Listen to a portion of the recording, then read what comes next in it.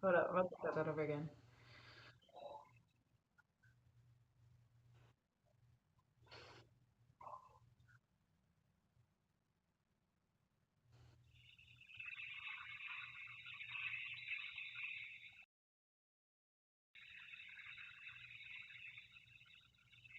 Hold up, I gotta get the audio real quick. Make sure that this is in my little ear head, my little ear holes, cause I'm not finna play with y'all tonight or ever. Give me just a second, cause I gotta make sure that I have my headphones on, cause I'm not about to do the whole I can't hear you. Power on, bitch.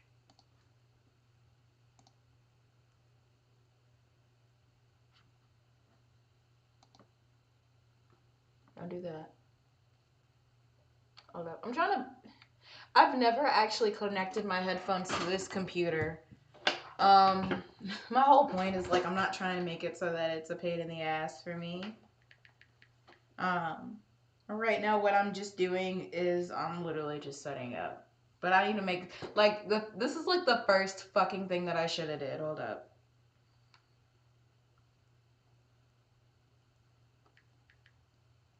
Am I allowed to connect the three sources at once, or am I gonna have to delete one? Because if so,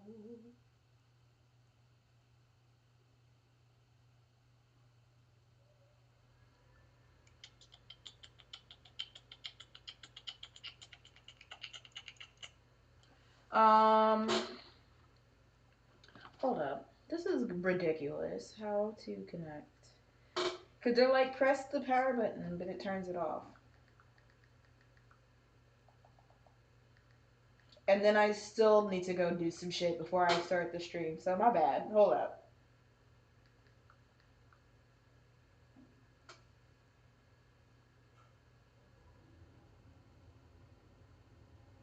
You finna piss me off because nigga. I'm sorry, I just got mad.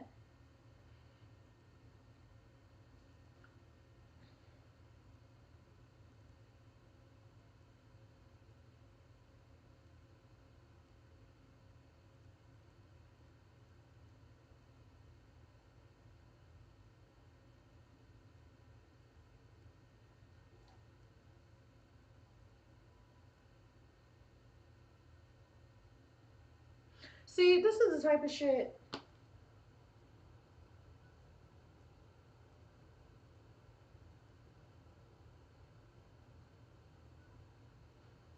Cool. There we go. We read it. Whoa! Okay, it's still playing out. Hold up. I'm almost done. I promise you guys. I'm sorry. I'm sorry. I'm sorry.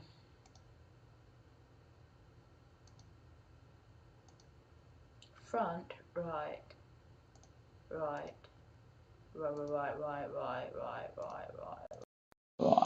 What are we doing here, really? Okay, that's not it. Sorry that this is like taking so fucking long. I thought that I had it, but I'm too lazy to like change this. I'm still gonna have it though. Hold on.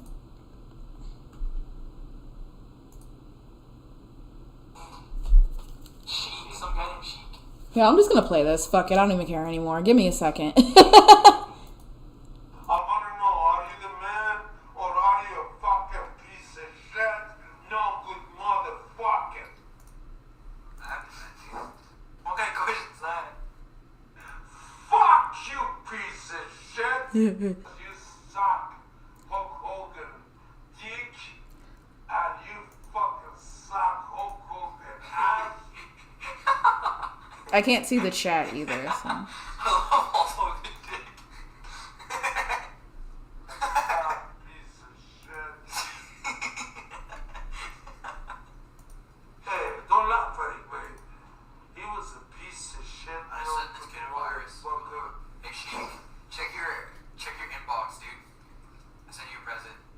I sent this kid a virus. He's a liar. He's a son of a bitch.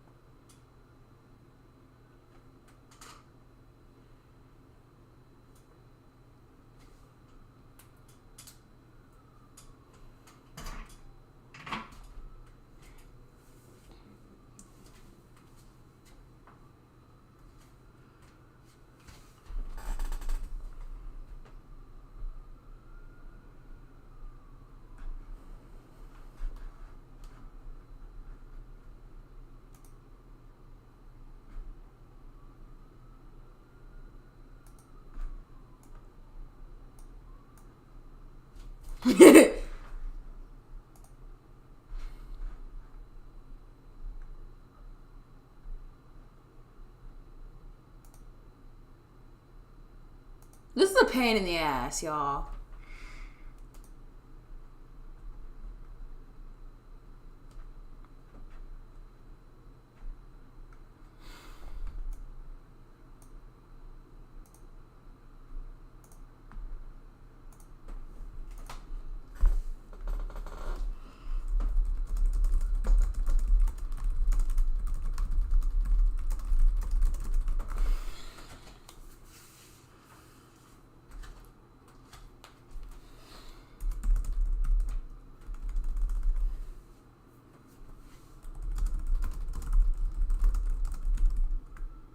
Wait, can you hear me here too? Bitch, what the fuck? I literally have it muted. That's skillet head shit. That's what happens when you use Linux, but I don't even care. I mean, I care.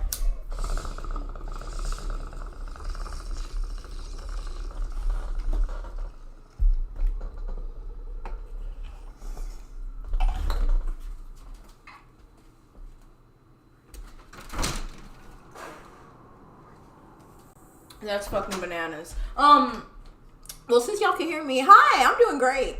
LOL.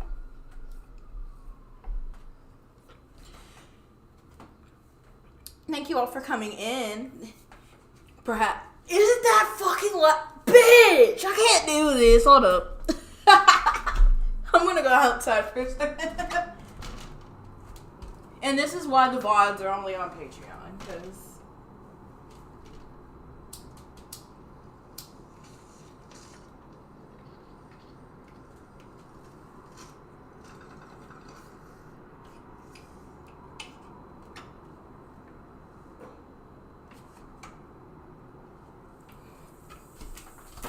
Hello? Romy? Okay. I'm gonna grab some water and I'll be ready.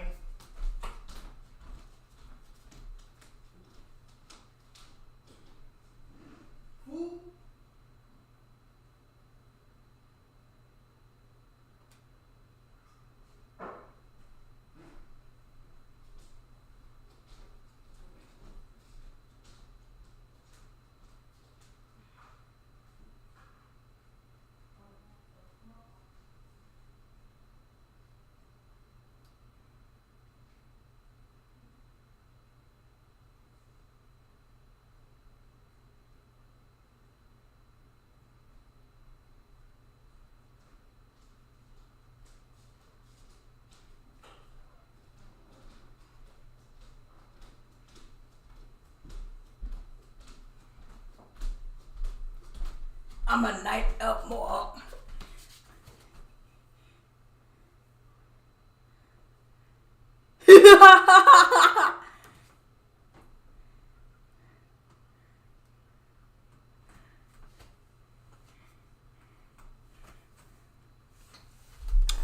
Okay, so the desktop audio, damn it, is somehow grabbing. Like, that's irritating as hell, honey. Who does?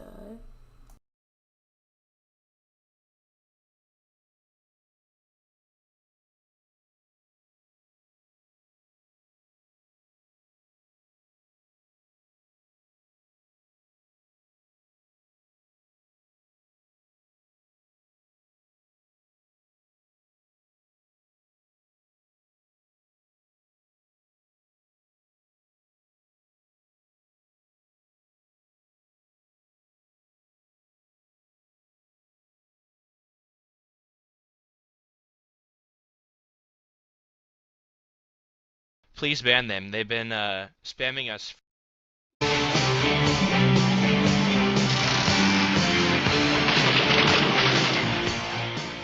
Like I was saying, maybe Mr. T hacked the game. Maybe Mr. T hacked the game. Maybe Mr. T hacked the game. Maybe Mr. T hacked the game. Maybe fucking Mr. T stop, hacked the game. okay? Maybe Mr. T hacked the game. We could use the in-game vent.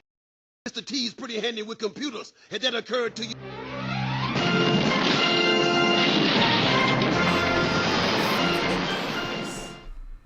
If he otherwise I was over here thinking like everybody was like watching and having fun, but I guess not. Hey, it's Cribby. It's Chrissy actually. Cribby if you're nasty. Who is the rat? Oh. Okay, yeah, and then everything's up now. Yay, so I'm here. What's up? What's good, everybody? I'm looking interesting tonight. It's all good, though. So, my name is Chrissy. Cribby if you're nasty. This is the first episode of chribTV. What the? I didn't know that sent out more than once. Okay, cool. This is the first episode of chribTV, and basically, I'm streaming for my life, honey. Ah! No, but for real though, I'm streaming because I need to get my finances together, specifically because I need a freaking job right now. So if tonight goes well, I don't mind doing this like a whole. I'm thinking about doing it Thursday through Sunday since that's when everybody gets paid. And then I can run it late into nighttime, and then everybody can come on in and stuff like that. I think that would be a good idea. But again, this is the first episode. This is okay. This is like a billion years in the making. Well, more so like 17, and then like I don't know. Either way, we're here. Today I'm going to be what I plan on doing every day is the same shit that I usually do. It's just like everybody asks me a lot of questions about how I do XYZ. I'm just going to demonstrate it here if that's okay with you all. Like, we're going to look at websites together. We're going to find new shit together. We're going to have fun in this motherfucker. But that's all based on how successful this is. So I will not lie. It's hard for stuff, especially like important stuff, to continue because, you know, everybody's like, is this going to be successful? Is this not? Blah, blah, blah, blah. But hopefully this does like make sense for everyone. I feel like with Pluto literally, Aquarius literally rules astrology.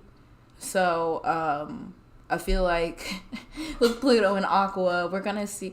I noticed with Pluto, like the pendulums seem to shift. We're going to have a bunch of conversations like that. If you're interested in joining the conversation, I will have specific periods. Y'all can go into the Discord and wait. But if you are logged in, please turn your... I haven't used Discord on Linux though. So if for some reason we run into some things, just be patient. We're going to figure it out one way or another. I'm trying to think. If you're new, I don't think that anybody's new, but if you're new, I've been doing astrology since, I've been paying attention since 2018. I'm a Pisces, Cancer, Taurus. I got an Aries, Mercury. With my Taurus rising, Venus is my chart ruler. I have an Aqua Venus. And an Aries, Mars. Mars conjunct Mercury. So I have a lot going on. I got the Mercury conjunct Neptune in the 10th. Not conjunct, Mercury sextile Neptune. That's like one of my closest aspects. The closest one is my Aries, Mars sextile Aqua Venus. Like, that's exactly zero degrees. And it's very interesting how that manifests. I can't think of anything else. I'm not looking at the chat right now because I want to make sure that I get all of this out there. Whew. Oh, damn. It has been recording. I'm like, I feel like this just started. It's only been 21 minutes. No, we just started just now.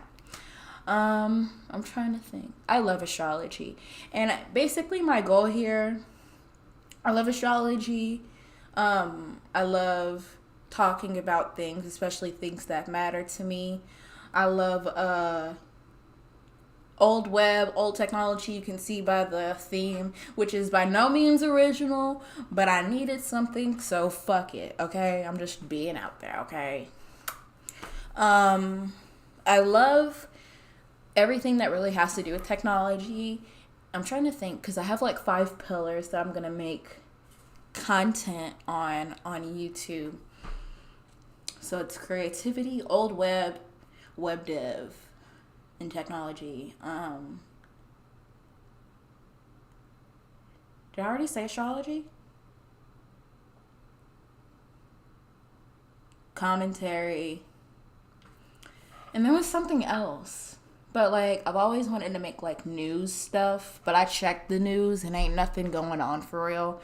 And then one person would go on the news and probably be like, damn, there's a whole lot going on for real. But I'm like, well, okay, to me, there's not a whole lot going on for real, okay? That's just my personal opinion. Okay. And I don't have ADHD. I have, like, 37 million HD. I'm actually thinking about putting the ADHD evaluation on my throne birthday list. Be on the list. I'm putting the stuff that I'm putting on my throne list it's meant to better my life, okay? That's all. I don't want no silly stuff. I just want stuff that like enhances, like a bike. I've been thinking about getting a storage, a NAS, network access server. I think that's what it is. I'm not good at acronyms. Unless they matter to me, then I'm really good at them. I'm trying to think, is there anything else? I can't personally think of anything else. If y'all have anything to say, I'm going to look at the chat now. I'm sorry that it took so long. The chat will be up for the rest of this time unless I need to record something, which I think I will with the Pluto and Aquarius. But let me go look at that really quick. That's my personal onion. Hi, OMG. Hello, Venus and Scorpio. Hello, Defunct Cynic. Hello, Saint Cola. Hello, Charlie. Tell me when you can handle me calling again because I want to. Oh, I bet. Live cribby reaction. Literally. If y'all find it funny, listen. I know the key to going viral. And it is everybody making memes out of me. But I don't want to do shit. You feel me? I don't want to do shit on purpose. Like, I just want to genuinely have something that's funny. Which typically doesn't. It's not, like, hard. It's just, I'm not used to this format. Like, I'm saying for some reason. I'm feeling talkative, but anyway. We're going to get into Pluto and Aquarius. And I think we're going to do that at 8:30. Let me go. I did not prepare for anything besides making sure that this was functional and up, okay? So I'm sorry if for some reason, like, the first stream's a pain in the ass. The fact that y'all can't fucking hear this audio, like, what is even the point? That just pissed me off. Ah! I'm sorry. I also, obviously I'm doing readings, and if you do exclamation point readings, you can get a reading. I have like sliding scale, everybody can get something. I mean, I feel like I can do a little something for everybody. I saw something on Twitter where somebody's like, if you're charging below market rate, you're scabbing. And I'm like, okay, whatever that is for a fucking astrology reading, whatever the fucking market rate is, you tell me yourself. The shit that I see, it's just, it's balk. It literally blows my mind, but I don't stress on it, okay? I'm just like, whatever the fuck that means, and then move forward. So either way it goes. A lot of people don't like astrology being accessible. I feel like you're gonna get hacks in every field. And I would rather have the chance that there is people with actual genuine things to say brought on than hidden away, if that makes any sense. my private readings will always be more thorough and more quality than the public readings, only because like I'm being mindful of how much, I'm thinking about how much of your business you want out there. Now, being mindful that, of course, if you get a reading, it's going to be read on stream. And my whole point is to help other people see how I do stuff. I mean, not to copy and shit, obviously, but like I like being able to learn. And I also like learning from other people's styles and shit like that. So, I just hope that there's something for everybody. The goal here is that everybody comes out of this stream a better person than when they came in. Like, that's very hard. Like, in the attention and rage economy and bullshit economy, that is a hard ask. But we're gonna do this, okay? Let me see. Did anybody else say anything? IDC, I just want to pay you and have fun. And yep. All right, let's do this. So I will be real. I'm just going to be transparent. I do have a goal of like $900. I'm not sure how much of that can get met. Like, I have a bigger goal of all of the bills that I need to pay, but $900 is important tonight. So, well, not tonight. Like I said, I'm going to be streaming between now and Sunday. I am 100% positive that by Sunday I'll get everything that I need. Don't know how, but I'm just like that sure. But when it comes to like, I feel like this is better. Is this better? Okay, yeah, I'm going to do that then. But I feel like, what was I saying? I'm so high. Shit. How do you share the birth chart with me? So what you do is you go on Discord. I just set Discord up. But what you do is you set up Discord. If you don't have Discord, go ahead and get it. And then you DM it to me. I think you can whisper. Can you whisper on here?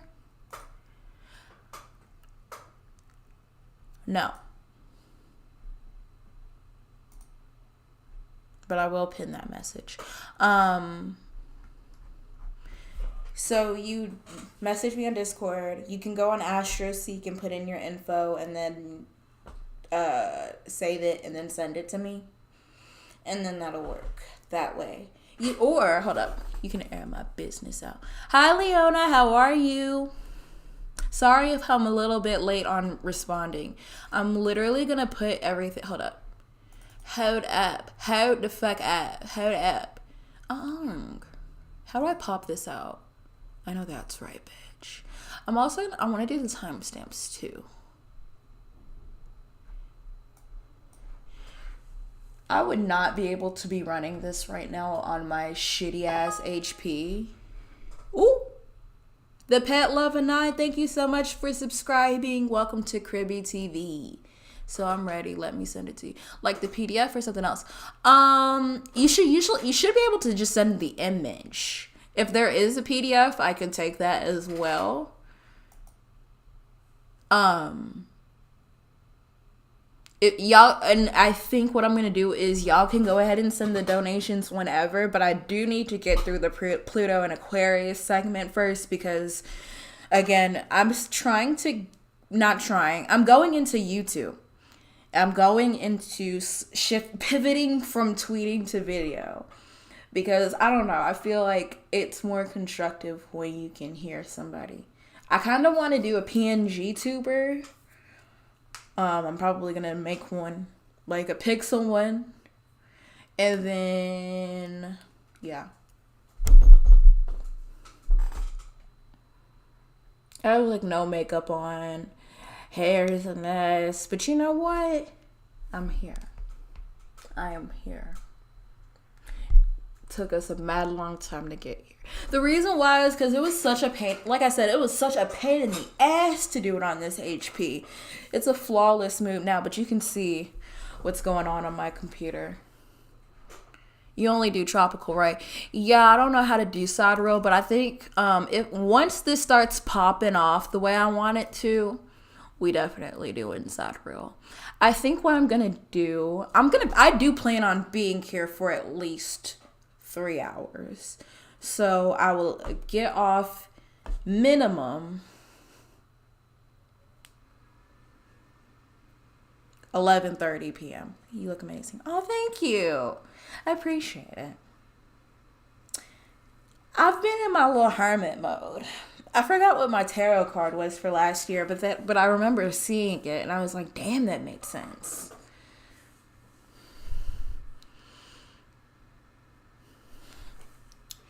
You can, so yeah, I do plan on being here for 3 hours. And I think what I'm going to do is we can just talk, chat. If y'all want to, if you just want to request stuff to watch, that's cool. If you want to donate through media share for something for me to react to, that's cool as well. I personally don't care. Just do whatever. Because this is a chill stream. Whew. I don't know why I think it's cold than a motherfucker in here. That's probably why. But I don't feel like putting on my jacket.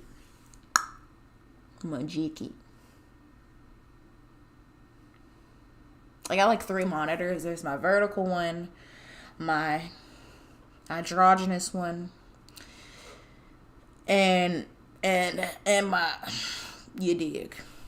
I literally just make shit up as I go sometimes. I can't do it for like facts though. Like that terrifies me. Unless I disagree with the fact. I think that's fair. I want this to be fun. Y'all want to see what's on my YouTube feed? Not shit. Y'all want to see though?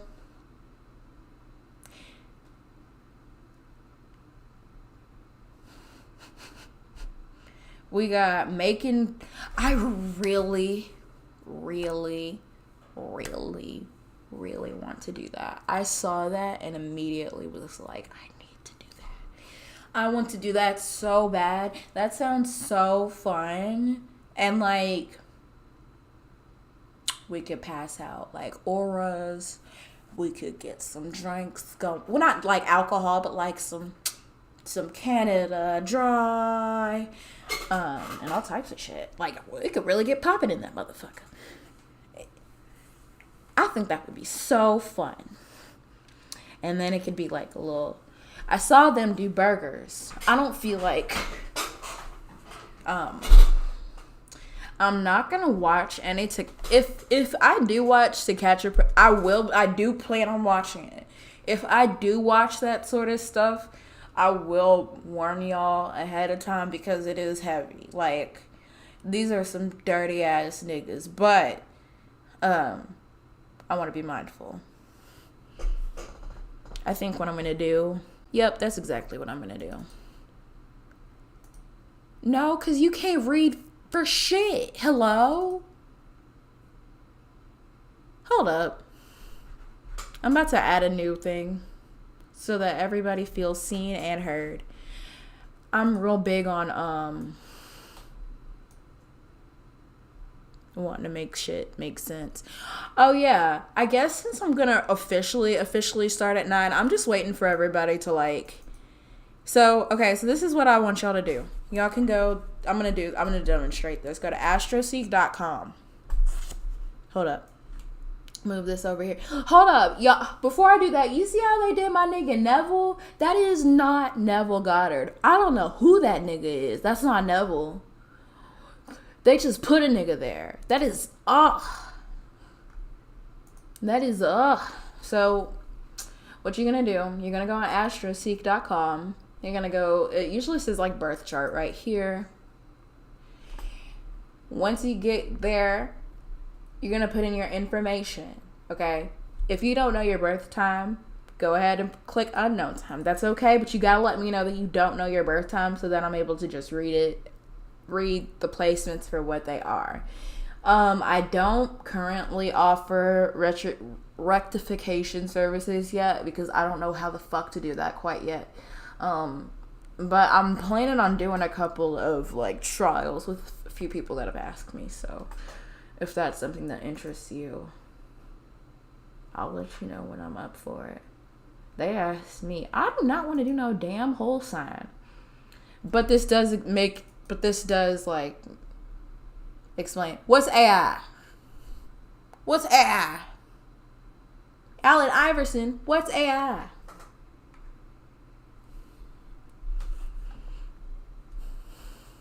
So you can go here, pull your chart at this point, and then you're good to go. Or you could go to edit birth data and settings. You can go extended, and then you can edit down here what you like. If you prefer me to read in whole sign, I'm gonna read it in whole sign. If you prefer me to read it in this, that, and the third, I'm gonna be real. I only really work with whole sign, Placidus, and the side roll stuff. There is no side roll here, but I will have side roll people on. Bad gal, yeah, thank you for subscribing. I don't have a. Oh yeah, the Neville photo. Yeah, they are going. Do you think that Neville would like AI? I don't think so. I really don't. I think he would not fuck with that shit. So they are playing. They are playing with his intellectual property.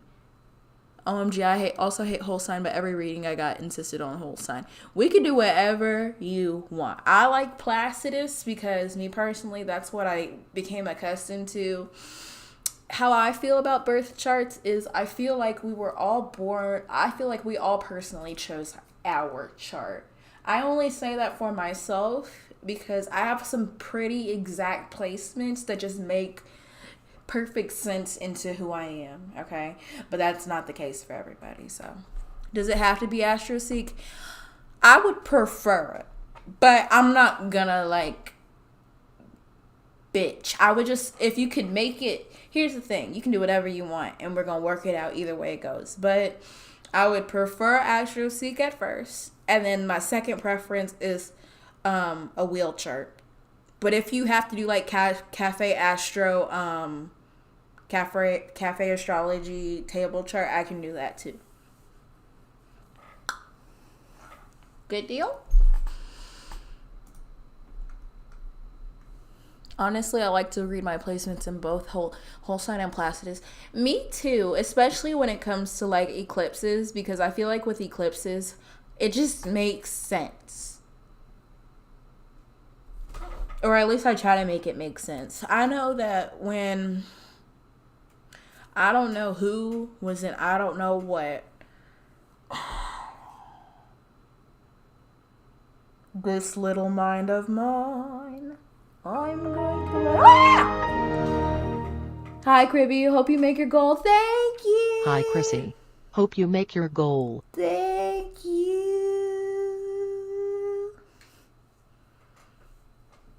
My heart beats for you. I believe that we will. I pray. Some say prayer is failure, but I feel like prayer leads to action that leads to results. I will say, if you sent that, since I already got that and I already know your username, you don't have to send me a screenshot. I put that there because I thought that I was going to use Cash App for that, but I'm going to use Streamlabs because that's just easier. And you can go ahead and put your chart in there and I'll go ahead and check it. I'll do that in about 2 minutes. Because I want a specific time for X, Y, and Z.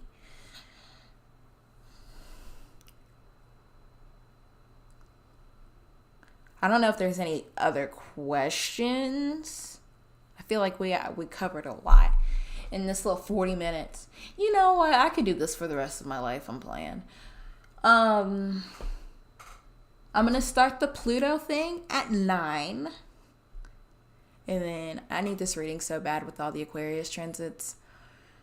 Did you know that it's going to be stellium after stellium after stellium this year? And then it's an election year. And then we have a whole lot to talk about. In the Discord DM, you sure can. Yeah. Go ahead and send it through Discord. I'll probably get the notification. And then once I get that, I'm going to go ahead and get some water. And then we can make a tree and get started. I just got it. I got pending. I never used Discord before. Do I have to make an account in order to get a reading, or can I do a guest login thing? Sorry, I'm a boomer, technologically speaking. So I do the Discord thing because most people are able to do that, and my whole idea is so you can call in and get a reading, somewhat like Miss Cleo. But also, I'm being serious, and I can back up what I say. I get scared of being a scammer, for real. I just want to be able to make sure that's why I rely on, like, I've been reading my ass off. I'm like, okay, so this is what this astrologer who said this, and this said. So I'm going to go with this prediction, and this. I have Saturn in the 12th, though. What was I saying? So as far as readings, you can, how about this? If you sign in to Streamlabs with your username, which I made people do anyway because I couldn't do my little disclaimer. They won't let me put my disclaimer, so I have to make people sign in. But if you do that and then you just link your chart, I'll go ahead and read it from there. You can link your chart. I think you should be able to link your chart in the chat. I love that concept. Thank you. If you don't want to talk, because see, I'm inspired from somebody. I'm inspired from a lot of people. So there's Flaccid Ego, who is technically a troll. And then there's Aphrodite, who is the real deal. I've known Aphrodite for so long. We've drifted apart, naturally. But at the end of the day, that's my baby. And so I'm inspired by those folks. And I wanted to make it more interactive. But not everybody wants to talk on Discord, so you don't have to. Just as long as your donation name matches up with your username, and then you send me your chart in the chat, that's fine as well. I don't want this to be. It's not a major thing. This is the first time. I'm just making sure that I'm able to get everything on the up and up. It's 8:46. I never got my water. I love I love Aphrodite. Yeah, the real deal. Back when he used to do free readings, and I would get readings like literally every single day. I was in his, like, I don't know what it is. The Cribby effect. I'm playing. But it's like, I love finding people and bonding with them and then seeing them grow. Like, even though we've drifted apart, that's still my baby, and I'm so absolutely positively proud of him. I'm so proud, and I'm always going to be proud, because that's a grown-ass man, but that's my baby. For real. Oh, y'all don't get it. I really do love my internet friends. It's not even fucking funny. I'm a little skittish, but I don't play about this shit. I don't. Yeah. So yeah, it is 8:48. Let me grab some water. 8:50. We got you. Come on.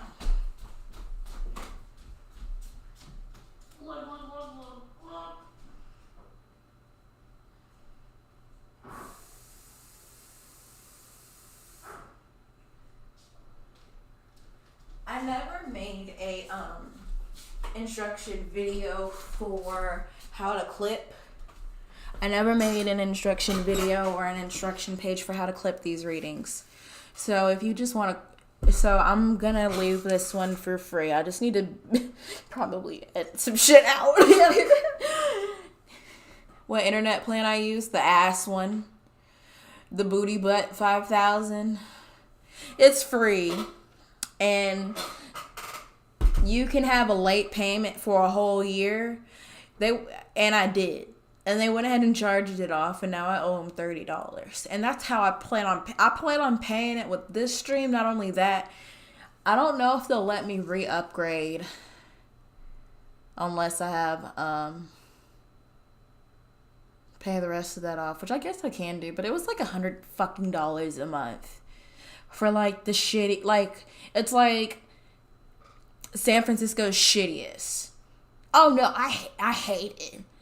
But they're like, stop being mean. They need to stop being bad. I don't fucking know.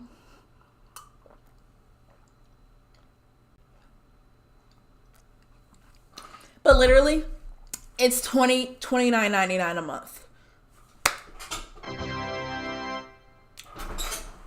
You see that? You see that? Look at God. Won't he do it? Thank you, bad guy. Yeah. What is your question? And then also go ahead and link me that chart. Okay, so it's 8:50. We're going to go ahead and get started with Sand to the Sea. I'm going to pull yours up real quick. Sorry, I'm like a... Okay. Gonna go ahead and wave at you. That little nigga waving at you.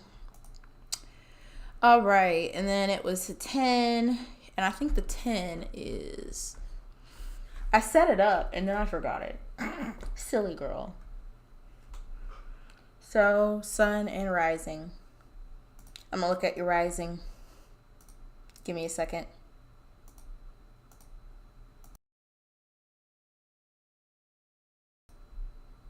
Sorry if you heard that.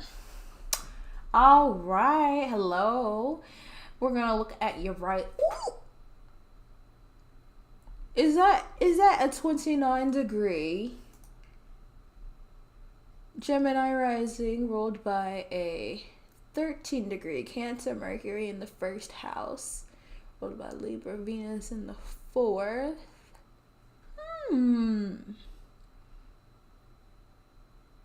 Do they trine? Is any of this all, and then is any of this, I'm trying to see. Do you have anything like anything in specific you want to look at?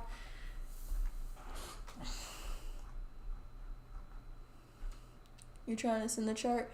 You can send the chart literally, I'm gonna go ahead and zoom this in like a lot more. You can't see shit in this little viewfinder. Oh my. And the whole point is for growth and understanding. You can send the chart. If you need to link it, I feel like you should be able to link it in the chart, and I can just click it and then put it in a tab. Alright, so we got the 29 degree Gem rising. That your chart ruler is in the first house. So with that being said, and then the ruler of the first house is in the fourth house, I feel like you are, I like this combo a little bit, because what that tells me is like, I think with the chart ruler in the first tells a lot about, oh yeah, I'm an external processor. I lose my train of thought and then get it back like that. But I just want to let y'all know, because it is awkward to kind of keep thumbing through this. Just what's your thoughts? How's my year? What planets rule your life? Oh, this Mercury. So every time Mercury goes into retrograde, I know you feel it. Ooh. And then you have a Mercury, which is a pretty fast planet, and then you have a this Cancer Mercury, which is ruled by that moon, which is another fast planet. So I think it's all about looking at the moon for as far as how you communicate, and then Mercury for how you're feeling in general. Your Libra moon is ruled by a Gemini Venus. And then there's a light square between your Gemini Mars. All of this in the 12th house, which I find very interesting. I love the 12th house. I think that that's a very great position, just because the 12th house does talk about like, oh my God, why do I always keep fucking freezing? It's okay. I got this. It rules literally the self-conscious. It rules like the preconceived notions, preconceived beliefs. Like, it's like very intrinsic. It's hard to get into because it's in conjunct from the first house, which rules, basically the 12th house rules the beliefs. And then the first house rules the identity, which is built upon those beliefs. So I feel like with your 29-degree Gemini rising being the first, I feel like you have a great sense of awareness as far as how you feel about yourself, your identity, who you are. But I also feel like it's this little trio here. We got the Gem Venus, the Cancer Mercury, and the Libra Moon that just keep interacting with each other. So it's looking like the 12th house, the first house, and the 4th house. Those are very interesting. We also have like Jupiter and Saturn. I'm seeing a lot of this whole combo. You can these 1999 2000s babies. Oh my goodness. May I ask what type of reading this is? Oh, this is just like a regular like this is a $10 one, so I'm just reading based on what I see for the chart ruler. I'll go ahead and read this extra because I think I just got carried away just for a second. But with Jupiter and Saturn in the 11th house, I think that speaks a lot to how you feel about friendships. I feel like wherever Saturn is, that tends to be the place that grows. Like, I've never not seen Saturn just pop off splendiferously after a period of time, because Saturn, of course, rules time. Jupiter and Saturn are both teachers in their own right. Jupiter is the great benefic, and then Saturn is the lesser benefic, right? You're an air sign? Yup. You are an air sign. So if you're thinking about Pluto, here, I'm going to go ahead and leave this one here. I don't think you need any help with the 11th house because that's stuff that you tend to work through. As far as Aquarius, that's going to be going through your 8th house. So that's going to speak to, it's been in your 8th house for a little while towards this late degree. Hold up, I'm going to zoom in here. This late degree Capricorn, it just entered Aquarius in your 8th house. So either way it goes, it's been a pretty transformative year. Or a pretty transformative time. I think it's been at like 23 degrees since 2020. Probably a little bit earlier than that. And so throughout this time, it's about examining, well, it probably started around your relationships or how you felt about relationships. And then it crossed towards how you felt about yourself. And like the transformations that you need to undertake and how you feel about intimacy. I think it's interesting though because your 8th house, in your 8th house, it's connected to your 4th house with your moon. So I wonder if there's like, I think the Neptune moon is interesting. How aware are we when it comes to our feelings? Because it's like the 4th house moon seems great. But the Neptune, I know with my specific Neptune configurations, it adds a dash of delusion or maybe a dash of confusion. Because that's at least what I've seen and experienced. You moved countries. Whoa! I think 9th and 12th rule that. So that's a pretty big deal. I'm trying to see if there's anything else here. I don't personally see anything. I think it's just about making sure, I think that these transformations are going to come. And I think with the ruler of that 8th being in the 11th, okay, I can see how that makes sense.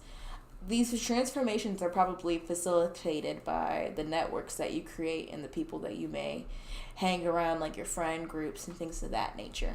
So take a look into that. Boop. All right. I hope that made sense. If it didn't, make like a tree and let me know. Bega Yaya, you're next.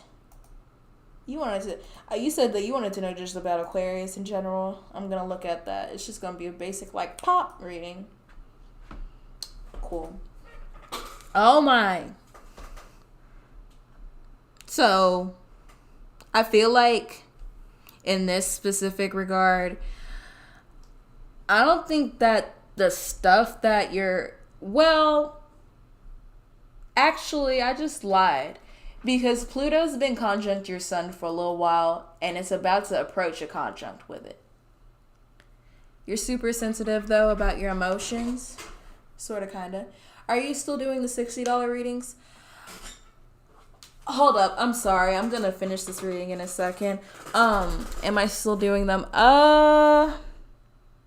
Let me finish the ones that I have, and then I'll let you know about that one. Your 6th house, and then it's going through your 6th house. So it's like maybe you're I feel like, though, with all of this energy already in your 6th, I feel like this isn't necessarily stuff that you're unfamiliar with, but it still feels like a pendulum is swinging, if that makes any sense. Like, if I think about Pluto, I think about a pendulum. And since Pluto is about to conjunct your sun, I think that's transformations, rebirth, regeneration, understanding how you can reclaim that power through integrating your shadow with your ego and, all that fun stuff. I think once it gets between your sun and Neptune, though, fireworks, because we already have the Sun-Neptune fusion. But then with Pluto in the mix, I think what that's going to do, I wonder if it's like imagining, because I don't think Neptune likes Neptune doesn't like the 6th house. I'm not going to say that I've never seen this, but I don't normally see it. That bitch does anything to not be where it don't want to be. So when it is somewhere it don't want to be, it's going to focus on something to make it work. Neptune I feel like, as just like with my Neptune conjunct my chart ruler, I feel like if I don't dilly-dally or do something silly, I'm going to go silly or something along those lines. I'm kind of advanced, so let it rip. Oh, well. See, now I'm embarrassed. Because how advanced am I? With the 2nd house, I'm trying to think, though, with Sun conjunct Neptune conjunct Pluto, what that's giving me is, of course, Pluto rules power. Ooh. Is it understanding our analysis of power when it comes to the day-to-day? Reclaiming our day-to-day routines? I feel like how you approach your routines is going to completely change, if not already. If you're not already going through with new and different things to integrate. I'm trying to see, cause I always get flustered whenever I get like in advance. I'm like, I hope I'm speaking right. I hope I'm not saying no bullshit, cause that's the biggest fear, honey. Oh, and then your chart rulers. Okay, so again, I feel like these are all themes that you're used to. I just really feel like when it comes to when it comes to like that understanding, like routines, our analysis, I see this like 6th house is like work environment, or at least places that we go every day. Something about how we analyze our routine. I know 6th house is also health. That would be nice. You can't? Huh? Oh, well then, that's what I was going to say. If it wasn't one thing, it was going to be the other. If you're not already good at routines, this is where it's going to be beginning. I figured it was, if it wasn't going to be one thing, it was the other. But, hold up. Where's your Saturn at? Oh. I feel like your routines are mainly developed by understanding the why. Like, okay, so the 6th house is ruled by, a lot of people don't like when I say it's ruled by a specific sign, but the 6th house is naturally aligned with Virgo energy. And the 9th house is naturally aligned with Sagittarius energy. So when I think of Virgo, I'm thinking of the what and the how. But when I think of Sagittarius, I think of the why. And I feel like once we are able to infuse that why into the day-to-day, I think that's when it's going to make a difference. Especially because I think it's approaching a trine with your Jupiter in the 10th too. Ooh. And knowledge is always power. I don't care if Jupiter is detriment in Gemini. I like that. I like that. No. Wait, what was that question to? The bad. 30 for natal and transit. Two words, dude. Role playing. Chat room. Dude. 30 for natal and transit. Thank you. 2 words, dude. Role playing. Chat room, dude. Love it. I think. Okay, so. Yeah, this is really all I see is like being able to find that why and understanding it. I feel like once you're able to understand your why, you'll be able to integrate your day-to-day more. And then once that happens, because, yeah, your 10th house, that's so funny. Your Jupiter is ruled by your 6th house Mercury, too. You gotta get a routine. That's all that is. Get a routine, and whatever health means to you. I like to include everybody in that little aspect because our best self is different. I think that that's what makes the 6th house, 12th house axis so great, because the 12th house is about the metaphysical perspective of how we feel, and the 6th house is about the physical aspect of how we feel, and both of those things can be a very personal journey if we allow it to be. So with that being said, yeah. And then not the ruler of your 12th being in the 5th. Well, whole sign 6th, but wait, is that okay, so 5th house, and then once it approaches through the 6th, I think since it's technically in your 5th house right now, it's about finding a way to make it fun. Finding that why. Finding out. So for example, it's like, maybe if you're like me, you get caught up in the, I want to get this perfect morning routine, right? And so you start looking at what other people who are successful are doing, then you want to do the same stuff. You also have to think about why they're doing it. Why are they successful? And why does this work for them? Like, some people do morning page routines because apparently they have a lot of shit on their mind and they need to let it out. Or some people make the bed because they personally make the bed because it makes them feel like they just accomplished something, and they like to count their personal little wins. So it's just about finding out that personal why for you. And then as well as like making, I think with the Aquarius energy, it's like making a structure out of it. But I think that's it. Whew. Is 6th house in Placidus? Oh. I guess this is whole sign. Wait, what? What is this? I'm seeing it's 5th house here. Either way it goes, I just see Pluto moving through, and either way it goes, 5th house and 6th house are ruled by the same sign, which is this with the Saturn 9th house. Maybe that why could possibly be defined by things. Saturn usually tells me what happened in the past, but it also tells me wherever it's at, the house that it deals with, and the houses that it's in, and then the houses that it deal with always get better. So yeah, your moon is in the 5th. There we go. Okay, so the moon says it's in the 5th, but here it's saying that it's in the 5th house, but it's in the 6th. I trust you though. Should you send tips for readings now or after you're done with Pluto and Aqua?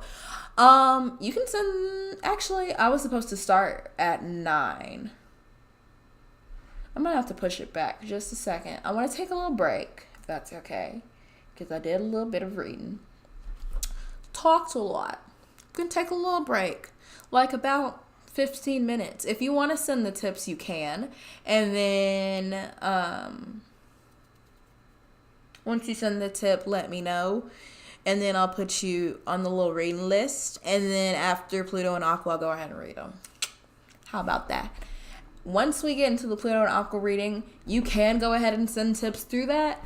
I will just have notifications off, and then I'll have to replay them. Of course, thank you, Yaya. You're the best. And thank you so much for coming in. I hope that something resonated. I love talking to another astrologer, especially somebody that gets it. And if you have any questions, please let me know. I'm going to take me a little break, though. Do we want to watch something silly, or do we want to watch something entertaining, or what? Again, I typically am not... this is based on my YouTube. Look at this shit. Just look at it. And you can see the mind of a Pisces.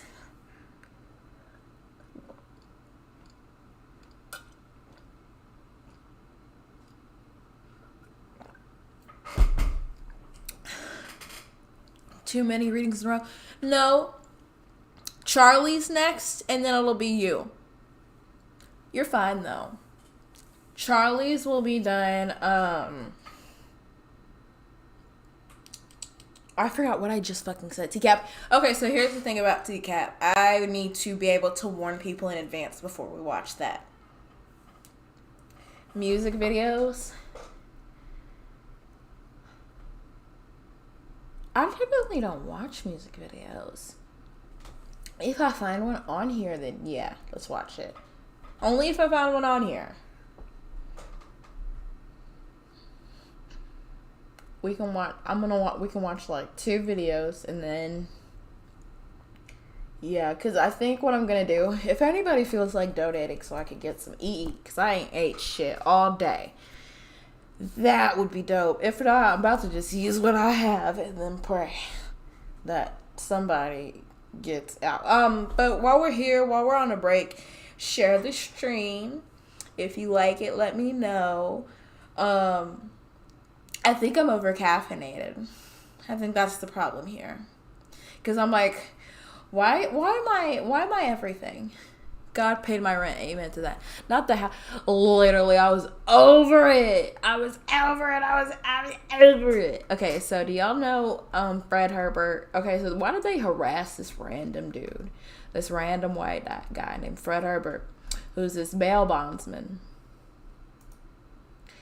I love watching prisoner shit. I want back when I had YouTube Premium, the wildest shit used to come up on here, and now it still does.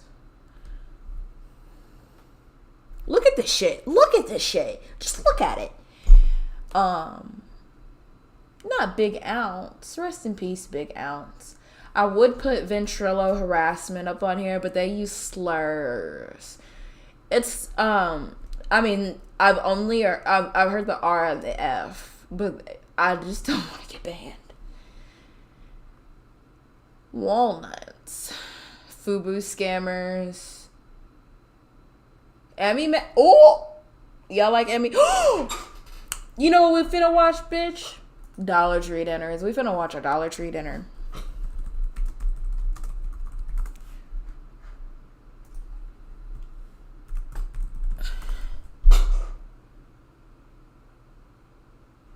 No, I want to make her stuff so bad, and then do a motherfucking potluck or something like that, or like freeze it. Do y'all like Dollar Tree dinners? He's not dead? Okay, good. I feel like I just watched a video looking at Big Ounce. Never gonna give you a... Listen, you gotta look at it on YouTube. We can watch her. I want to watch Dollar Tree dinners. Okay. Did I say 10 minutes? I don't want to do 15-minute breaks every 2 readings. So I'm probably going to have to. Let's see here. I love Emmy. I love her. I think what we're gonna go ahead and watch my bitch with leftover hammy holiday brunch. Ooh, this is tea. We watching her, and we're only gonna watch Consider the about fact that I didn't even end up using the fruit cocktail, then you 10-15 minutes. So go ahead, grab Hello you everybody, a drink. and welcome back to Dollar Tree Dinners. My name's Rebecca, and today we're going to be making brunch. Wait a Brunch minute. for either Christmas Eve or Christmas Day, or I might maybe... have to, damn it all to hell. I get mad in this motherfucker. Okay. Just irritated. Like, why? Just skillet shit. Ah! Can we hear?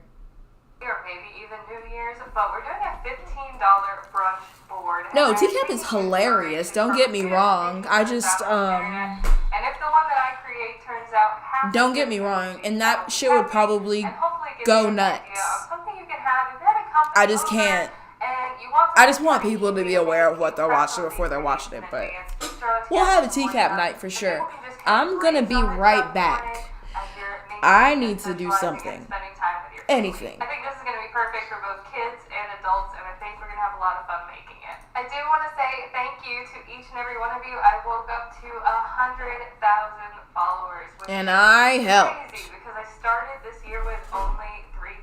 So Damn. throughout the course of the year, we have grown 97,000 of you, which is very fast and very incredible. I am super grateful to each of you, and not only did I wake up to 100,000, Turn on captions. you guys already noticed, and I was getting comments and messages from people congratulating me on hitting that milestone, and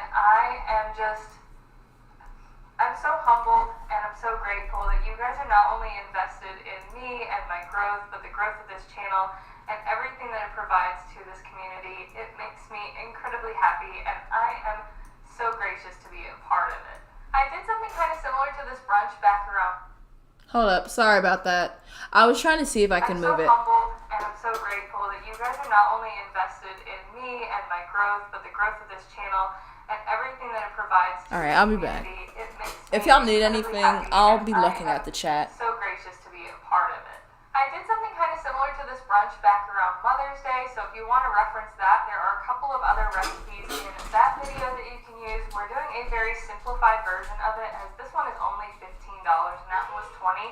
With the $15 though, if you wanted to spend about $20, you could definitely integrate some coffee or some tea or juice, and kind of also have beverages to go along with this platter. And this isn't so much a recipe as it more or so is a presentation or a concept. So everything that we're going to be making is extremely simple. Anybody can do it. It's all about just putting the board together. But let's go ahead and show you what I got for $15, and then we will make our board. So for $15, you can get 12 items at Dollar Tree, and like I said, mix and match and change things up based on your store's inventory or preference. I'm going to go over what I got and what I wanted to get because I did have to substitute a couple of items.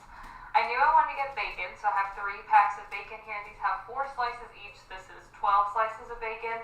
And then I also have the sausage links. These are 6 links each, so again, we have 12 of those. I also have some biscuit mix and some muffin mix, and then I have a couple of cans of fruit. I have some fruit cocktail and some peach halves, along with the milk that we need to prepare the muffin mix and the biscuit mix. Now, as far as what I wanted to get those little pecan twirls. They look like little cinnamon buns, but my store was out of them, and I also wanted to get powdered donuts. So instead, I got some lemon shortbread cookies. I feel like the lemon's going to be a really nice kind of pop of freshness if they're good. I have not tried them. And then I also got these little single serve cinnamon crumb cakes, so like coffee cakes, and these are kind of hit or miss, so they also might not be good. I do need to try them today. But again, I really wanted to get donuts and I wanted to get pecan twirls. So feel free to maybe substitute the coffee cake for donuts. I think that the lemon shortbread cookies were a really good find though. I am going to be using a mini muffin tin for this. You can definitely use a regular muffin tin, but I really want everything to be nice and bite-sized and poppable. So I'm probably going to be making half of this into muffins and half of this into biscuits. And the only other thing you'll need is a serving platter. I have kind of a variation of these, but I do get these at Dollar Tree. I also have this clear one. They are about the same size, but the clear one is just ever so slightly bigger. So I do kind of want to use my plaid one. This is part of the Dollar Tree Christmas collection from like 3 or 4 years ago. But I could really use either of these. If I feel like I need to use the clear one, I will. But I think this will look a little bit more festive. So the first thing I'm going to do is spray my mini muffin tin with some non-stick cooking spray. This is a non-stick spray, but it's just an added layer of protection for me. I've been testing this canola cooking spray from Dollar Tree, and so far it's one of the better ones that I've found, although it does tend to kind of foam and fizzle up. I'm not really quite sure why that is, because other cooking sprays that I buy do not do that. But yeah, so far this has been one of the better cooking sprays that I've ever found at Dollar Tree. I don't like their butter spray. That one does not work for me really at all. So we're going to start with mixing up the muffin mix. Normally I do use 2% milk, but Dollar Tree was out of that. They only had the 1% and almond. You can definitely substitute a non-dairy milk if you prefer. If you wanted to swap out the flavor of the muffin mix too, you can get things like apple cider, banana nut, chocolate chip, or blueberry. Those are the flavors that I've seen at Dollar Tree. Or if you have some strawberry cheesecake or something in your pantry, that's my personal favorite muffin mix, is either the strawberry cheesecake or the blueberry cheesecake. Sadly though, they do not sell those flavors at Dollar Tree, and I'm not quite sure why. But I'm going to divide this between 12 mini muffin tins. Thank you so much, Leanne. I did get the Just wash tip. that same bowl to save on the tips, and now I'm going to mix the biscuit mix. I got the cheddar garlic flavored one. Famished. I fucking cheddar love garlic all biscuit these. mix. All these damn biscuit deals flavor they done got. And I do notice that the directions call for a half cup of milk, but I find I have to add an extra tablespoon or two to get it to the right consistency. And then I'm going to divide the biscuit mix into the other 12 little mini muffin tins. So we have little bite-sized biscuits and bite-sized muffins. I am going to bake our little mini Who among us has never ate cleaner muffins?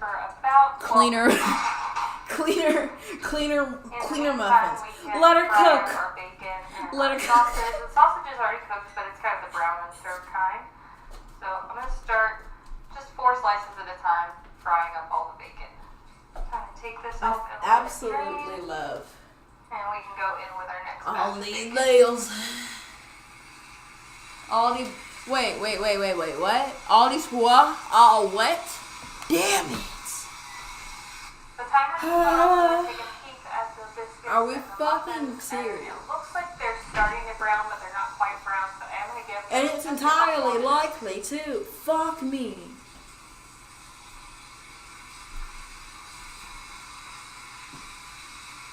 Muffins and biscuits are nicely browned. That did take about 15 minutes total, and you can see the biscuits kind of rose up like little popovers. But we are going to let these cool pretty much completely. I'm just going to leave them in the muffin. She had like 2 different so types on goes of our third and final batch of bacon. bacon. And then after that, Right? Apparently, Aldi is pro-Israel. I believe you. I'm just gonna look it up to see how exactly that is.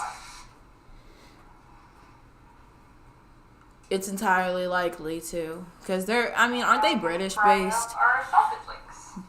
But that breaks my heart. I'm gonna have to find somebody to steal out of it now. And think I'm fucking If you lying. definitely wanted to, you could scramble some eggs if you have them. My Dollar Tree doesn't sell eggs, unfortunately, so I am making this an eggless breakfast. But we have all this sausage and bacon fat here. Definitely the perfect environment to scramble up some delicious eggs or fry them up, whatever you choose. So we have our little mini muffins and our mini biscuits. We also have our fried sausage and our fried bacon. Everything up until this point can be done the day before. And you can put the sausage and the bacon in the fridge. You can even reheat them briefly in the microwave the next day to crisp them up again. Now it's time for our canned fruit. I am also going to be cutting these peach halves into quarters.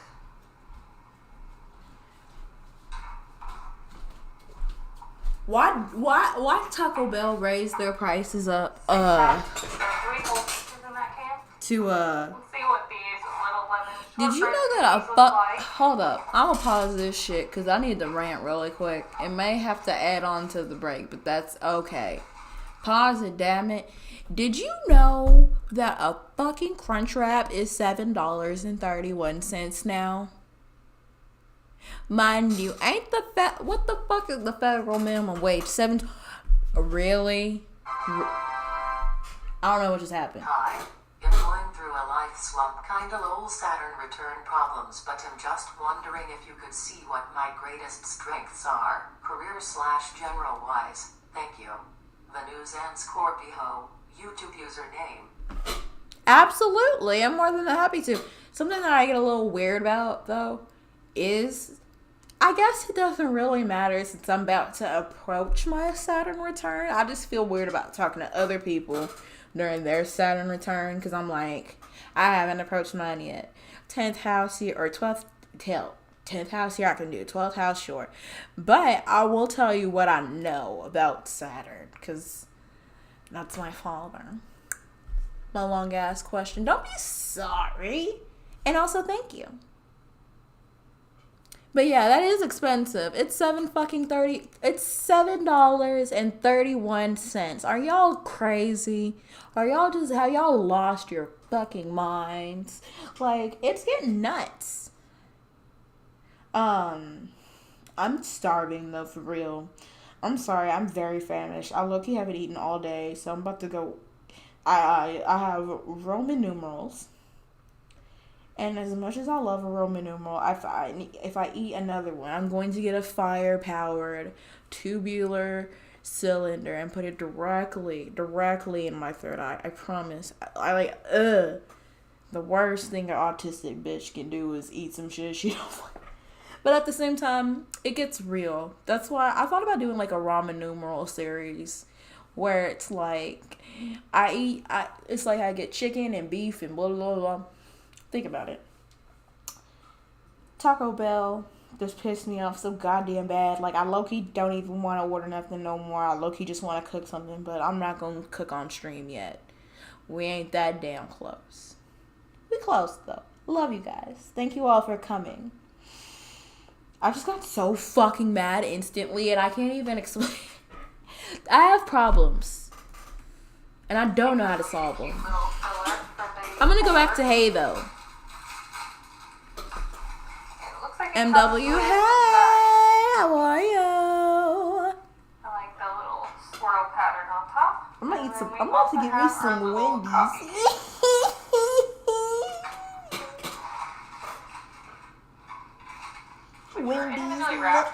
Yeah, because Wendy's the only burger that's not supporting genocide right now, I fucking guess. Like, okay. You just pissed me off so bad, though, right?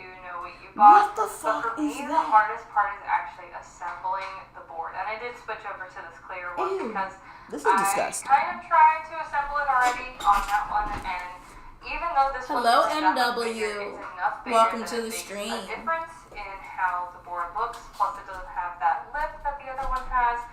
So this one is a better choice, personally speaking. But as I mentioned, getting to this part is easy.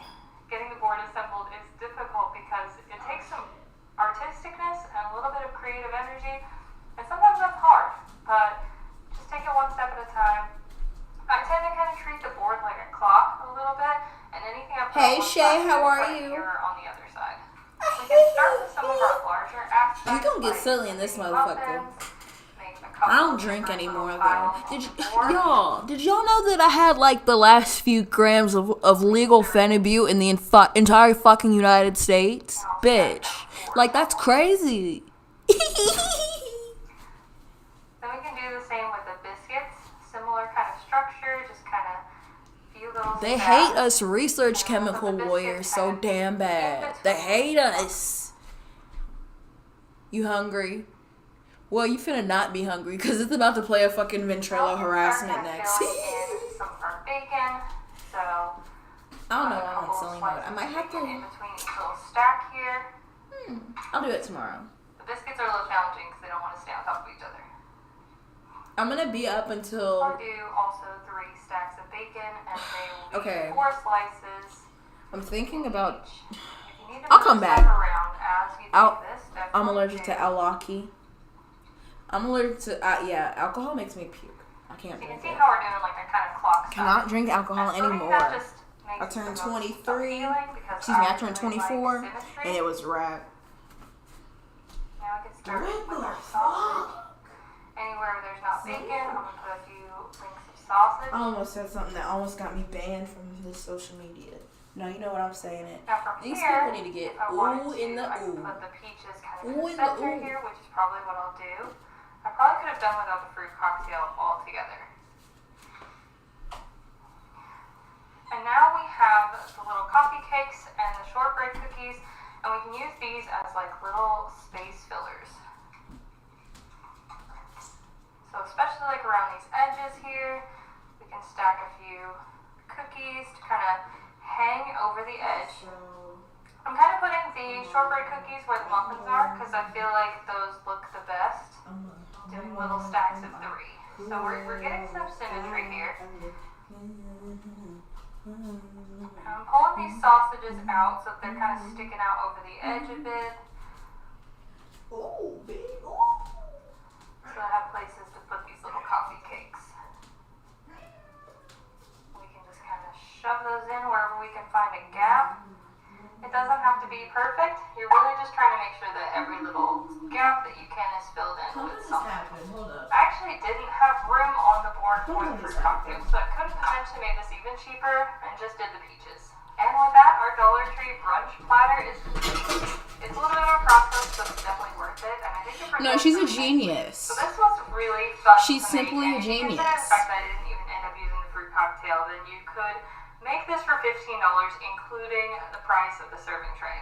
But the rest of this is all finger food, so your guests could potentially just grab an assortment of biscuits, cookies, sausages, a couple slices of bacon. I'm gonna try a little bit of everything. Coffee cake. Wait, is she giving a review? Is that everything? And each half.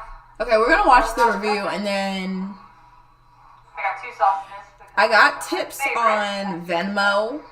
But I think that is everything, right? I don't mind the tips on Venmo. I appreciate them. I'll go ahead and announce them. I would prefer though if you are getting readings, do it on Streamlabs because that way I can keep taxes accountable. That's why. People, I'm gonna say, because we have 12 of each of the bacon and the sausage. I think this 6 is probably a really. But I'm not gonna bite your head off if for some reason you're like, let me just send it through Venmo. It's easier. I'll do that. That's cool. Just send me. Make sure you send me your chart. Which is the coffee cake, and I've never tried this before. Like I said, this brand is kind of hit or miss. I don't like a lot of their products. I'm hoping that the coffee cake. Literally, she's a fucking alchemist. To my surprise, I Many think the are coffee saying cake is this. the best thing that they have. I've tried their cornbread. I've tried their brownies. This is the first time I tried the coffee cake. Y'all gonna be fucked up if y'all think I'm spending $9 on $9 American dollars on a fucking on a fast food sandwich. Y'all are on ooh wee. Just a little bit dry, as in the case of the brownies, but this is kind of the perfect balance. It's still moist. It has a nice cinnamon flavor to it. It does have a little bit of crumb topping, not as much as it looks like on the box or on the picture, but it's enough to still provide a little bit of texture and a little bit of crunch. Next up, we have our lemon shortbread cookie, which is also new for me. I know they don't market this as a breakfast cookie, but it really is the perfect breakfast cookie to serve. Really quick, White Castle or Wendy's? Really quick. The first person that says something, I'll do whatever you say. Because Wendy's, look, you just pissed me off. But I will eat it. I will grab something. I can make it work. But White Castle is also on the menu. I'm not gonna eat no fucking genocide burger. Certainly not on stream. But I am like trash. I'm fucking saying. Wendy's, okay. That's what I was going to do. Okay.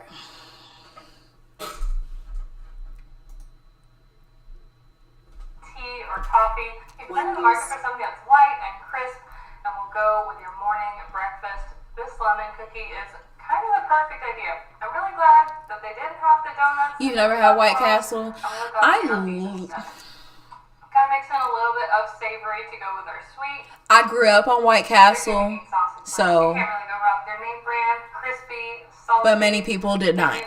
If you get the White Castles in the refrigerated section, they're not the same as like authentic White Castles.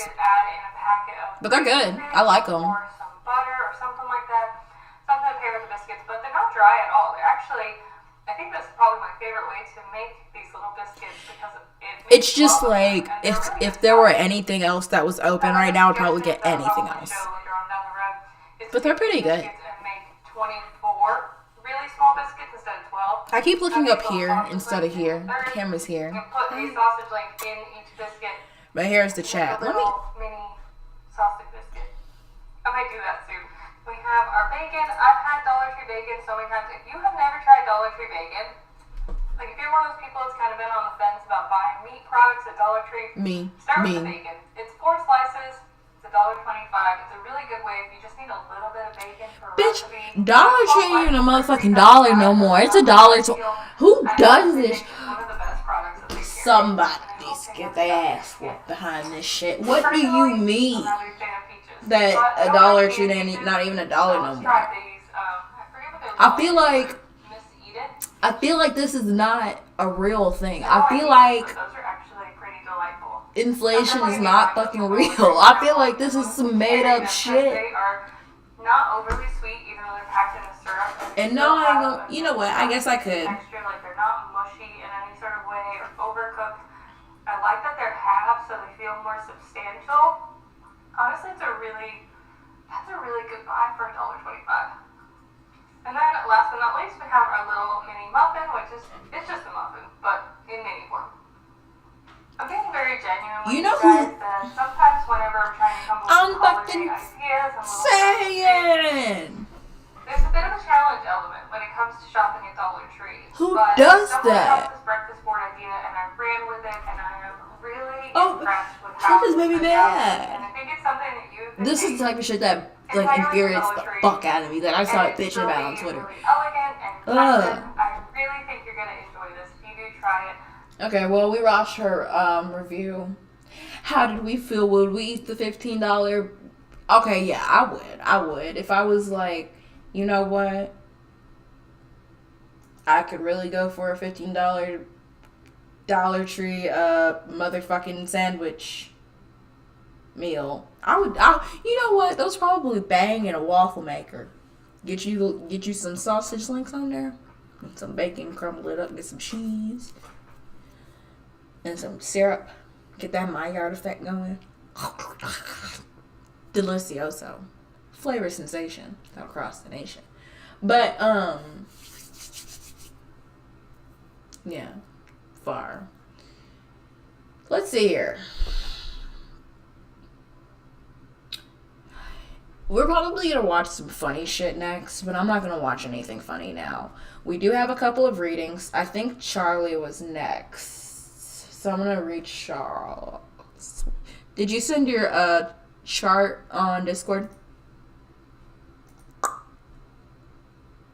Yes. I'm assuming you're cheapy weepy. Yep, you are. I can recognize this chart anywhere. Haha. Okay.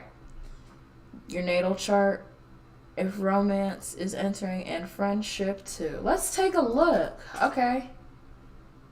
Okay, don't be like that. Don't be like that. Don't be like that. There we go. So, do I use food banks? I probably should start. Hello, Charlie. Thank you so much for purchasing a reading. Let's get into this one really quick. We're going to look at love and friendship, okay? So when we think about love, we're going to look at the 5th house, because the 5th house usually tells us about our leisure. And so for a lot of people, they like to have sex for leisure. But it's different for other people. It just depends on what you like. 7th house is about partnerships in general. 8th house is about love, sex, and intimacy, okay? So now that we have all of this straightened out, let's get into it. Oh, wait, I didn't get into the friendship. So the 3rd house is typically your kinship, aka, like, it's traditionally brothers and sisters, but it's typically people who you would consider like a brother or a sibling in general, right? it also represents your neighborhood and the people that you see. And then I think the 5th house would also represent friendship as well, just because it's ideal if y'all personally like this. You can typically bond through the same leisure activities through that. And then 11th house typically represents like your groups of friends. I think that the 10th house and 11th house can also represent the internet, as well as how you relate to the internet. And so we have a lot to look at, but we're going to take a look at it. You said you wanted a natal and transit as well. So we'll start with the natal, which is here. And when we're looking, I want to start, do we want friendship? Whoa, where did the chat go? Do we want friendship first or love first? Where did the chat go before you make me mad? There we go. Cool. I think, let's see here. We got friendship and love. Well, okay, you know what? I'm going to look through your, okay, we got Pluto is transiting through your 5th house. But here's the thing. It's been transiting through your 5th house for quite a while. I think it's going to, a good oomph once said, Pluto in Capricorn, I think, is the question part of Saturn. And then Pluto in Aquarius is the answer part. So let's say throughout, from 2008 until just about right about this time, you've had questions in relation to how you express your, shit. 5th house is about expression and, you know, self-expression, stuff like that. So how do you express yourself? How do you have fun? How do you experience these things? I think, yeah, I'm going to go ahead and do love, since Aquarius is transiting the 5th house, and I'm going to assume that, you know, you like to have love, to have fun, LOL. And so, like I said, if the 5th house, if Pluto in Capricorn, if Pluto in Capricorn managed to be the question part, aka like how does this seem to affect me, I think that Pluto in Aquarius will be the answer part.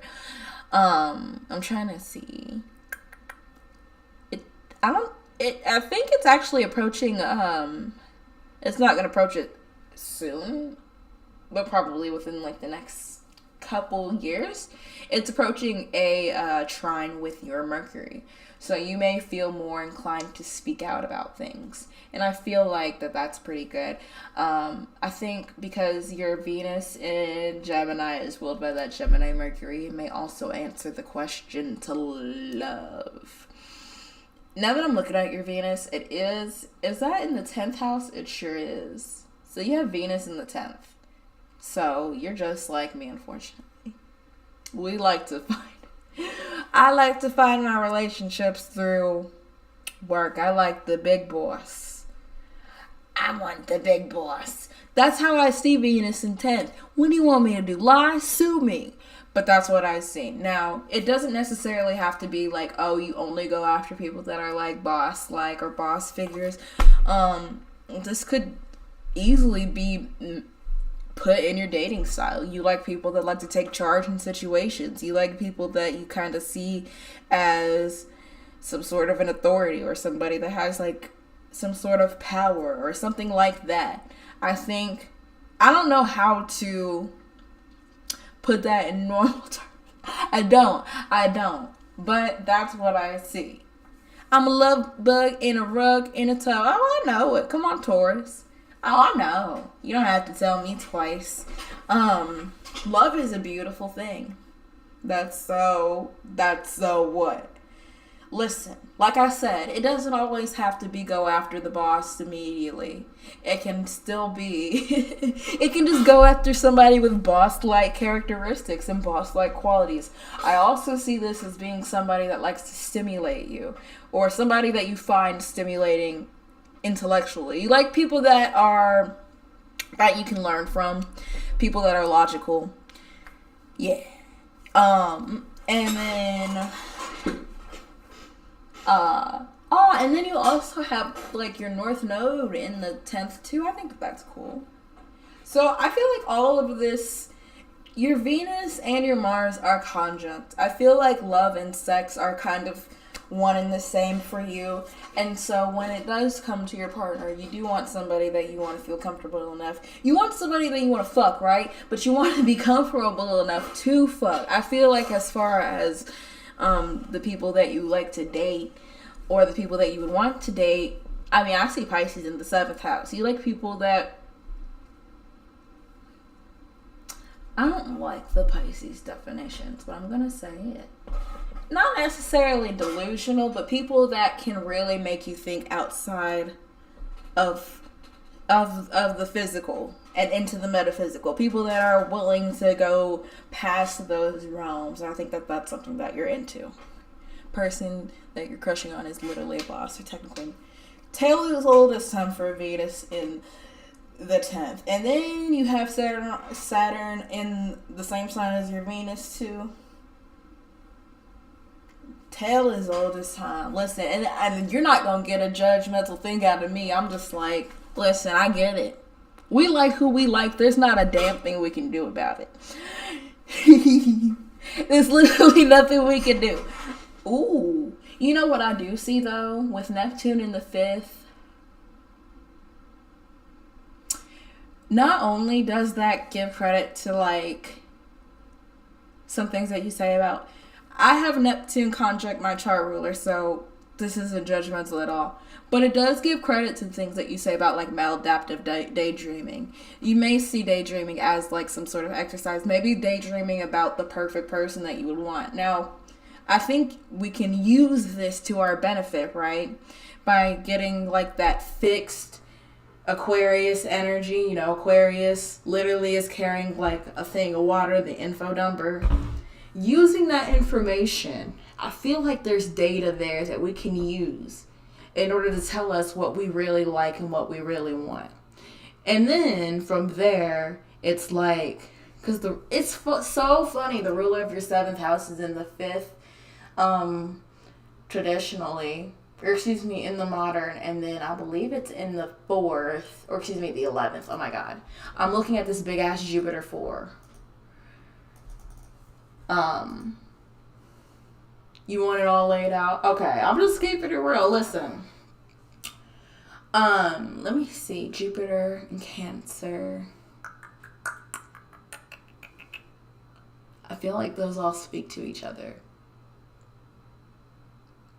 Because isn't your Jupiter and Cancer in the 10th too? Okay, yeah, so I feel like whatever this love shit is, it's gotta be at work. LOL. Seriously. It's gotta be something that has to do with your career. Whoever this is, that's where you're gonna meet them. I'm not playing it. Because that's all I see. It's either somebody that you meet during your hobbies, somebody that shares the same hobbies as you, somebody that relates to the same, like, thought processes as you, or they're going to be at work and they're going to be your boss. Now, considering that we got, like, the Gemini and the Cancer with the Pisces and the Aquarius, that's both water, air. You can combine those energies and then, you know, use that brain power, that thinking power to maybe think of somebody that kind of matches all of those things. And then, like that, you've created this standard for yourself that you can use whenever you want to date somebody. You're like, do they check all the boxes? And don't ever let somebody say that they don't need to check all the boxes. Yes, they do, because if they don't check all the boxes, you're going to keep fucking regretting it every single time. Every single time they piss you off, you're going to regret it. Has that happened to me? No, because I don't necessarily have boxes, because that requires that you construct them, and I ain't even did that yet. But I've seen that happen so many times. I think that that's it for natal as far as... Oh, wait. We didn't do the friendship. But yeah, I feel like as far as friendship goes... I think as far as friendship goes, you do require people to be on the same time as you. And that can be hard, I think. Because if you are strict about your quality, not your qualities, if you're strict about your politics and you're strict about the things that you accept, it's going to be very hard to find people that are on that type of time, but they exist. They always exist. They're out there. And I feel like you might find more of those people on the internet, which is fine. Pluto, like I said, Pluto's going through your 5th house. So I think this is answering the questions that maybe you had. And I feel like once those questions get answered, it's going to give you a level of clarity. Your chart ruler is in the 9th house, so I feel like you focus on the why a whole lot. And I think that that's a theme for everybody that I've been doing a reading for today. Something about the why. As far as the why goes here in Gemini, I know that Mercury in Gemini is not a fan of the 9th house because Gemini is real logical. And that 9th house is focused on the why. But I also think, I think it's beautiful though. You have the sun in the 9th too. That's beautiful. I think you like friendships that are emotionally fulfilling. I think you, again, the ruler of your 11th house being in the 10th, I think you're going to see these people at work. If they're not at work, it's somewhere public facing. But I don't know. It's like, it's interesting though, because your 9th house, where your chart ruler is in the 12th house derivative to your 10th. So it's like your work persona cannot necessarily see the why. It just knows that it was built upon that why. It's very interesting. I think what I'll say to that testament is, sorry, I'm looking. How do you, I'll tell you in just a second. You should just be able to, hold up. You should just be able to message me.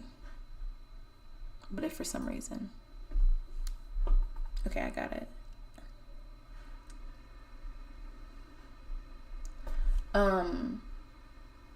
I forgot where I was just going with that. Oh my goodness. It was like, okay, so it's like 10th house is like, you might find your more friends at work, but you still have to make sure that they go with the same like beliefs and value systems that you do. And that's not necessary. Here's the thing.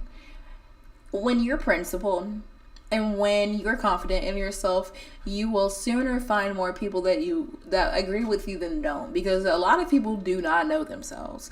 But I feel like if you take, which this is very indicative of somebody that takes the time to get to know themselves so that, you know, they can have a better life.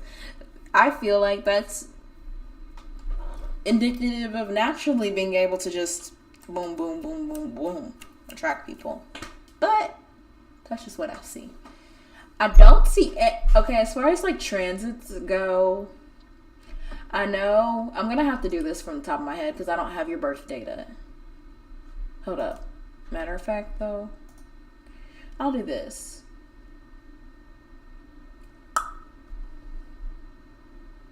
After this reading, I'm gonna have to set times per tier because I want to make sure everybody gets a read, because I want to make sure I hit some sort of goal. LOL. Yeah. But I also, not to say this is going on too long, I just lose track of when I start, and I know I have the tendency to ramble, that's all. Okay, so the sun is currently transiting your 5th house as well, so I feel like you have more awareness of the things that you like to do, things that you like to have fun on. I love Aquarius houses because what they tell me is that what keeps them going is data and information. So, hell, if you like info dumping, if you like it, trust me, I love it. Ooh, you know what else is interesting? You have Saturn and Gemini ruling your 5th. You need to talk about this more. Like, talk. Because Gemini is an air sign house. Aquarius is an air sign house. When we think of air communication, especially air Mercury, that is verbal communication, oral tradition, things of that nature. I saw an argument on Twitter about oral versus written, and I just thought about the Gemini-Virgo axis. But you can use that Gemini to your benefit. Just start talking shit. I think that's very important. 16 minutes. Okay, that's fine. Cool. Okay, so, I'll go ahead and I'm going to go ahead and finish off with these transits, and then I'm going to take another slight break so that I can actually order this food so I can eat it so I can not die. And then I'm probably going to spam Twitter a little bit, spam and make sure that everybody's logged in. And then after that, I'm going to set up the times, and then yeah, you can go ahead and cut this out. Charlie, my apologies. But okay, so I guess if there's anything that I see currently, we have this 11. Okay, so there is this stellium going on in your 5th house. It just happens to be this 5th house as well. But this stellium is going on, so I think that there is a lot more focus on your leisure, love, probably, like I said, with Neptune in the 5th house, that does speak to maladaptive daydreaming, especially because I do see Mercury trine Neptune. Okay. Yep. And is that approaching? Okay, yeah, that's applying. Oh my goodness. Whew. And as somebody with Mercury Neptune aspects, I get it. Cause when I start thinking, I be thinking. I just I try to use it for my benefit though. And I think that you can use this in a fun way. Like I said, do that for the person that you want. I swear, once you start being aware of the things that you like, it's literally the Bader-Meinhof phenomenon. Naturally, because you know that that's a real phenomenon, right? So apply it to yourself. All you have to do is gain that level of awareness within yourself. I will say though, as far as friendships go, did I see anything for friendships here? So there's like, damn, do you see this shit? And this is today. So basically this is what it's going to look like on your chart too. So it's busy between your 5th house, your 6th house, your 7th house, your 8th house. So your 5th house of pleasure, your 5th house of leisurely activities. That seems like there's going to be a heavy stellium there. And I think those stelliums are going to, it's like February, March, April, and I think May, there's going to be stellium after stellium after stellium. And so once we get into the 6th house, I think that there's going to be more of a focus on health and day-to-day, as well as like any routines. Let me see. Is there anything in... I know that Saturn transiting your 6th house as well as Neptune in your 6th house. So it's about... is that conjunct your... No, I thought that it was. Oh my goodness. Thought that was conjunct your Uranus. It's not. But yeah, I just mainly see stuff. So Chiron is currently in your 7th. I think it's... Or is it in your 8th? No, it's in your 7th. 16 degrees. No, it's in your 8th. Okay, so it's kind of understanding our relationship with sex. Like I said, you have Venus and Mars in the same exact sign. So how you feel about sex is basically, it's kind of intertwined. You want the love and the sex to matter. And there's nothing wrong with that. I love that. That's me. Shit. I don't care. I need that to matter because I'm like, I can't do that with everybody. But at the same time, with the fucking ruler of the 8th and the 10th, I know something about you. I know your tea. I know your... I caught in 4K Ultra HD, I know you. Okay. 4K Ultra HD. I don't even know what else to say at this point. But what I am seeing here is like with that, I think with the 8th house, 9th house stellium, I think what that's going to do, because like I like to say, each house builds off the previous house. I think how understanding how you feel about sex and how you want to have it and, you know, all of the ways that makes sense to you, I think that that's going to start influencing your general why and your general understanding of things. Because I don't know, I think when you have your Venus conjunct Mars and then with conjunct Moon, so like it's like love, sex and then emotions all tied together. It makes for a very sensitive yet beautiful love that you want to be able to protect. Listen. Even though it's in the 10th, but I know your T. 4K, Ultra HD, THX high definition. I know you. Old man Yowie. Listen. I don't know what else to say.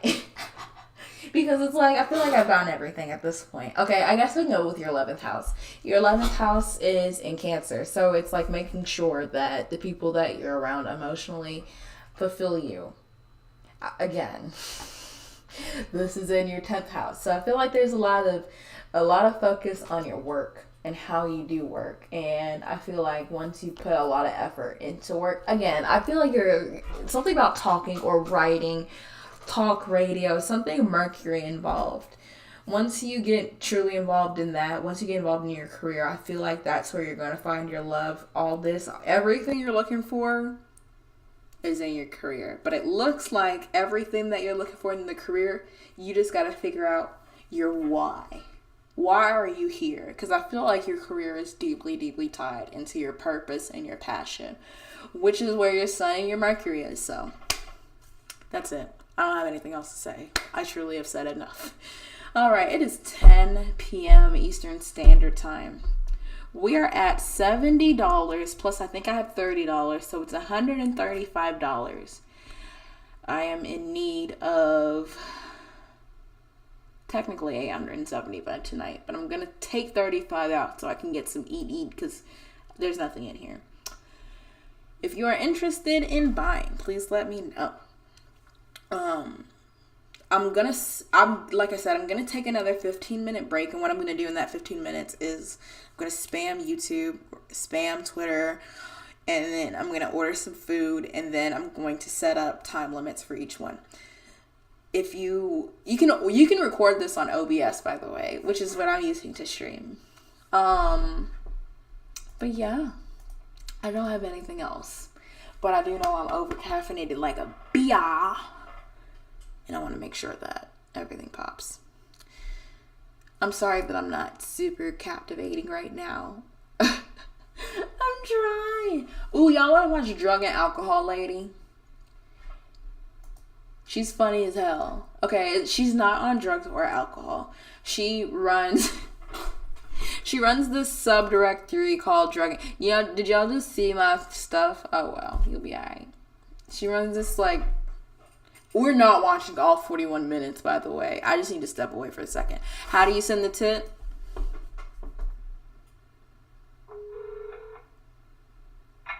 Sorry, I just froze. I think... Sorry, I'm like, am I about to have like a heart attack or something? That would be so fucked up if I died on stream, but also it would be very, very beautiful. Woo! Almost put some information on here. But I didn't mean to just freeze on you. Drug and alcohol. She's not on drugs and alcohol. She runs the subdirectory for her. Oh, it's hot. That's why I'm having like hot flashes. Oh, I feel ill, honey. Ooh. Ooh. Hold up. It should be just streamlab.com/cribby/tip, honestly. It's also in the YouTube description as well. And I think it is in Discord. I think. But if it's not, please let me know. I'm going to go ahead and play this out, and because I have to use the restroom, but my problem is I think y'all are going to hear me pee. You know what? Y'all are freaks anyway. I'm going to come back at 10:20. How about that? And then at 10:20, hopefully by then, I'm going to have the timing and everything else. So this is called Drug and Alcohol Lady. And basically what this is, I think actually she's already in the queue. It is a lady who works this like,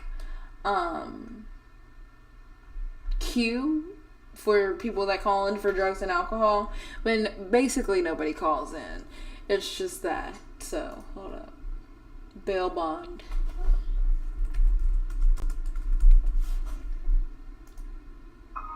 Ah! No! No! 35. Not me trying to send money for a while long. Is this working now? We hear you. Natal reading for career and love, please. Woo! We can definitely do that. That just scared the shit out of me. Oh my god. But thank you. Thank you for the $35 tip. Thank you all for blessing me. I really do appreciate it. Mwah. Thank you all so much for believing in me. That's the most important thing. I did not even think that I would make this much tonight.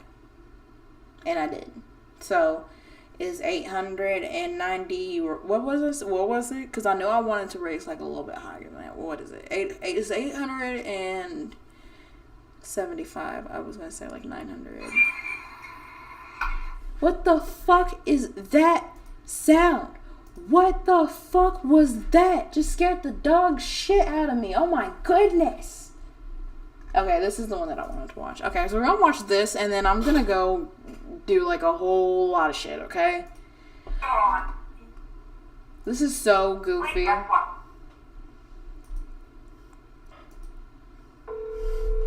I'll be right back.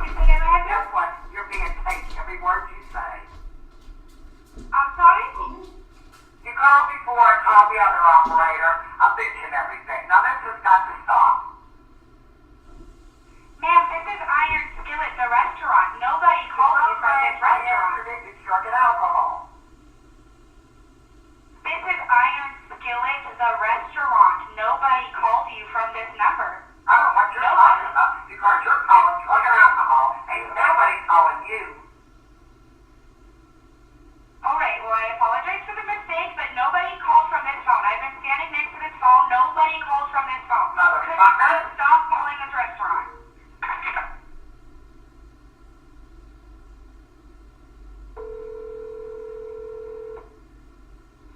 Thank you for calling Wheeler Police Department. How may I help you? I go get my manager. Would you like to talk to the manager? Bring it on, baby. Bring it on. Wait, guess what? Are you trying to butt out of it? You say. Nobody called you from this number. I have it recorded. I'll have the police call you.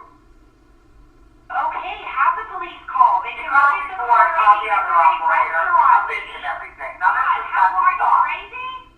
Bring it on.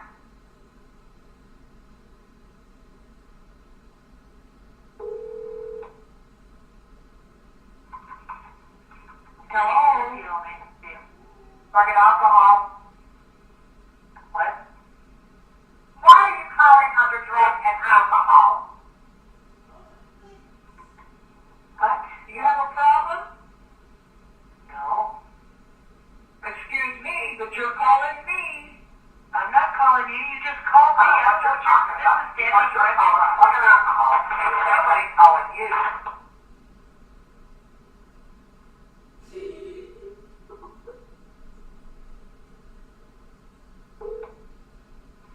Will you stop calling here, please? Please listen to me. I have not called you. I just picked up the phone and called your friend. 10 times, because every time it's recorded. I don't know what you're talking about. I haven't called you. This is a restaurant. You're calling here. But you're calling.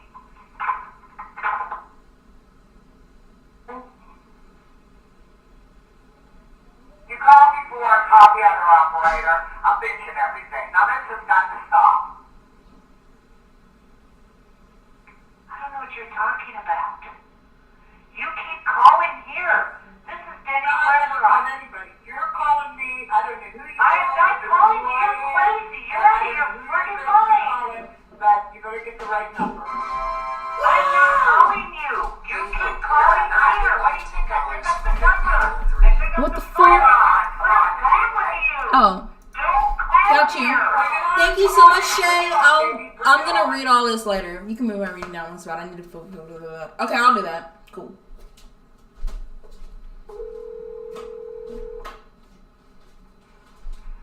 family restaurant. Say no, the same fucking number. I know what you're talking about. If you'll be away for 10 minutes, you'll probably be back. I'll figure it out. You just called me, man. I answered it. It's drug and alcohol. Drug and alcohol? We don't even sell alcohol. You call me every time and cut me out. No, I didn't, man. Will you please listen to me? I don't know if you know what number you're calling, but you're calling continuous. You're calling every time that I don't know you, man. And your caller ID comes up that says private caller. You're the person with drug and alcohol. Calling drug and alcohol? What the hell is that? I've got a recording here. Stop calling.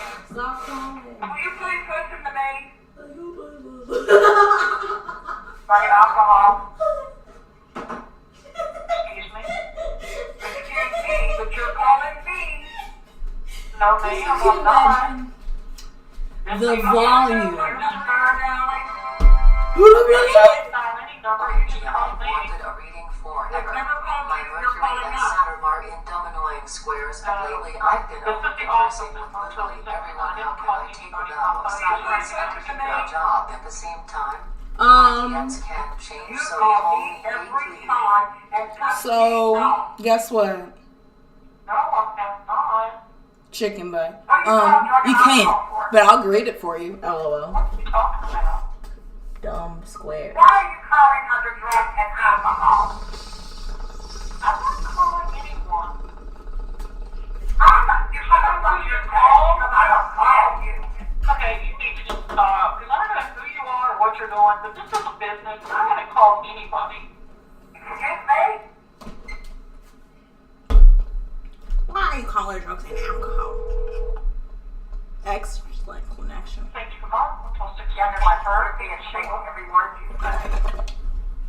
Good. I'm glad. You call me again and I'm going to call cops and have they call you. I call the other operator. I'm bitching everything. Now this has got to stop. I have not called anyone. If someone calls you from this number, they're calling from one of the rooms. Because this is a hotel. Person calling Jordan. What are you talking about? You are. No, I'm not. Well, I don't know who you're calling. You don't know either. I'm not calling anyone. Oh, let me turn this damn heat off. I'm having. You're calling me now. Who you are? Oh my God, you're freaking nuts. If you call here again, I'm calling the cops. Better get the right number. Okay? You're nuts. What's your name? No, I don't think I'm nuts. What's your name? Excuse me? What is your name? I wish you would kick my fucking ass, motherfucker. What are you talking about? Well, guess what? I guess what your name was. And what is your phone number? Am I a silly girl? What's your name? I must be. You're the person calling for alcohol. I'm not calling anybody. Get off your freaking cell phone. What's your name? You're calling me. So I think with What is 30, your name? it's gonna be 50. Oh my God, you're freaking nuts. You called before I called the other operator. I'm bitching everything. Now this has got to stop. Hello? Will you please listen to me? Hello? What is it? I don't know if you know what number you're calling, but you're calling continuous. You're called 10 times, because every time it's recorded. Shut up and listen to me for a minute. I am working. What? A business. I am not calling you. You keep calling me. So call me every time and cut me out. Oh my God. I'm going to judge rank. The only time I'm on it is when you're calling me and being obnoxious. Now stop. Stop calling everybody. Thank you for calling 126. Mad as They have their phone numbers. I don't know what you're talking about because you're calling fucking alcohol. You stop calling here. If someone is calling, this number is showing up. They're calling from one of our rooms. Okay. Not excuse me. Oh my God. Listen, you called before, called the other operator. I'm bitching everything. Now, what are you talking about? What other operator? I'm the only one here. The phone line is only one in the office. Drug and alcohol. Ma'am, what are you talking about? This has got nothing to do with drug and alcohol. This is a business. This is Motel 6. Why are you calling under drug and alcohol? What are you talking about calling drug and alcohol? You are. Nobody is. No, ma'am. I don't know what you're talking about. You're always fucking alcohol. Ain't nobody calling you. Stop calling me. You understand me? I have it recorded. I'll have the police call you. Good. I'll record you dialing out. Yes, sir. Keep your freaking mouth shut and listen. Motherfucker. If someone is calling you, they are calling you from one of these rooms. It is not me. So stop calling here. Got it? No more. Motherfucker.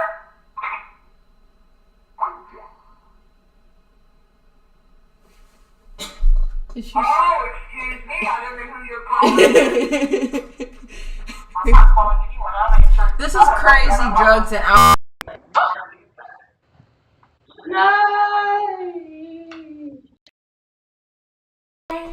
Can you hear me? I don't know why y'all can't hear this. I'm gonna have to watch this later, and it's gonna be embarrassing as hell. What's your phone number? Why are you calling for drugs and alcohol? I'm asking you what's your phone number. I forgot to put on closed captions. My apologies. What is your phone number? They're gonna get me what?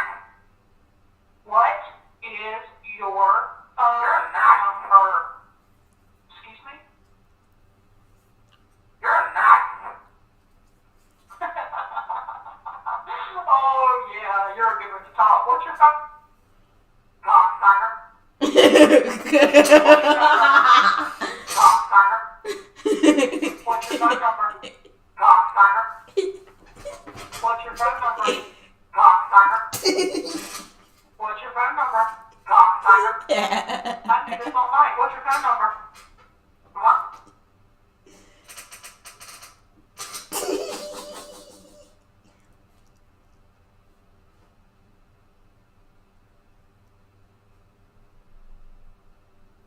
Is it over? Okay, cool. And what time is it? It's 10:16. Alright. Have you ever seen the Longmont potion? We can look. Well, let's look for one. How are they long? Cocksucker.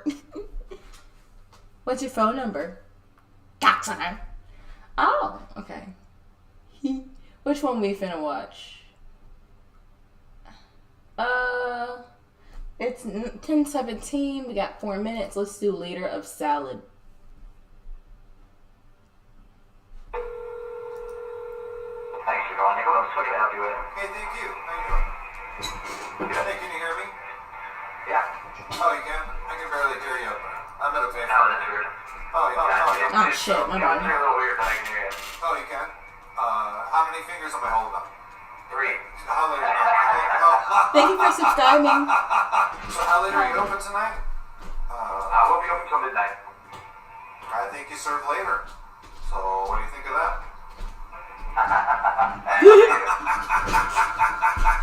Can I place an order? Yeah, man. Okay, cool. What you need? Okay, can I get a salad? A dinner salad, and then with Large or small? large. Okay, can I get a large? Yeah, sure. And I need a bunch of breadsticks, like 32 breadsticks. 32 bread, like the garlic bread? Yeah. And then as far as pizza. What kind of dressing did you want on that salad? Yeah. What's that? As far as 1,000 Island. It's like orange, you know? I don't really know how to Is it supposed to sound fucked up on purpose? That's funny. Okay, no dressing. Oh, or if you know, put something on the side, I can experiment around. You gotta experiment around. No dressing. Yeah. Sound good? I know he's probably like, what the fuck? What the fuck is her? I just imagine being on the other side of this, having to hear this bullshit.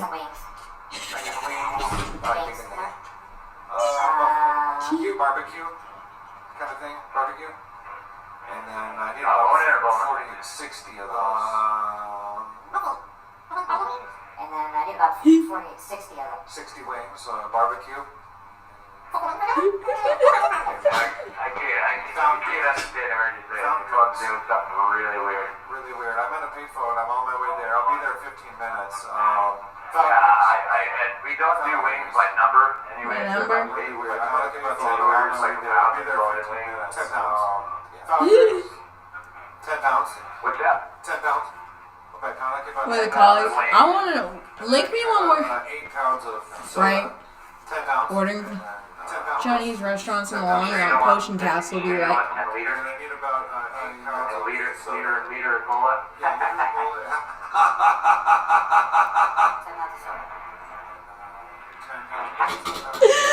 What the fuck? Yeah, we're definitely not doing anything by weight. I mean, we're gonna do it just fast as I can beat that. Pizza, pepperoni pizza. I tell you what, come in, order it out here. I can barely tell what you're saying, but you're supposed to really doing some weird shit. Huh? Yeah, well, I can really tell what you're saying. Yeah, it's doing like this weird repeating thing, and it's doing this weird thing, like right now. Recording your message. If you are satisfied with your message, press 1 to listen to your message. Press 2 to erase and re-record. Okay, let me just get a liter. Yeah, I can't. Like, now there's another voice. A liter of salad. And a Liter of salad. Yes, and send. I need a liter of salad, and I'll be there within 15 minutes. Yes, and send. And paragraph. And I'll be there with what's the total? Press 3. Alright. I have no idea. I'm gonna have to. You're gonna have to order it here. I can't tell what you're saying. What's the freaking subtotal up there, Cap? I got no total. I What's can't the tell what you're saying. What's my freaking subtotal? To erase and re-record, press Help 3. me out. I just got out of prison, you know, it's like, I'm looking forward to this. Sorry you're having trouble. Your message has been Yeah, come in. Make that order here.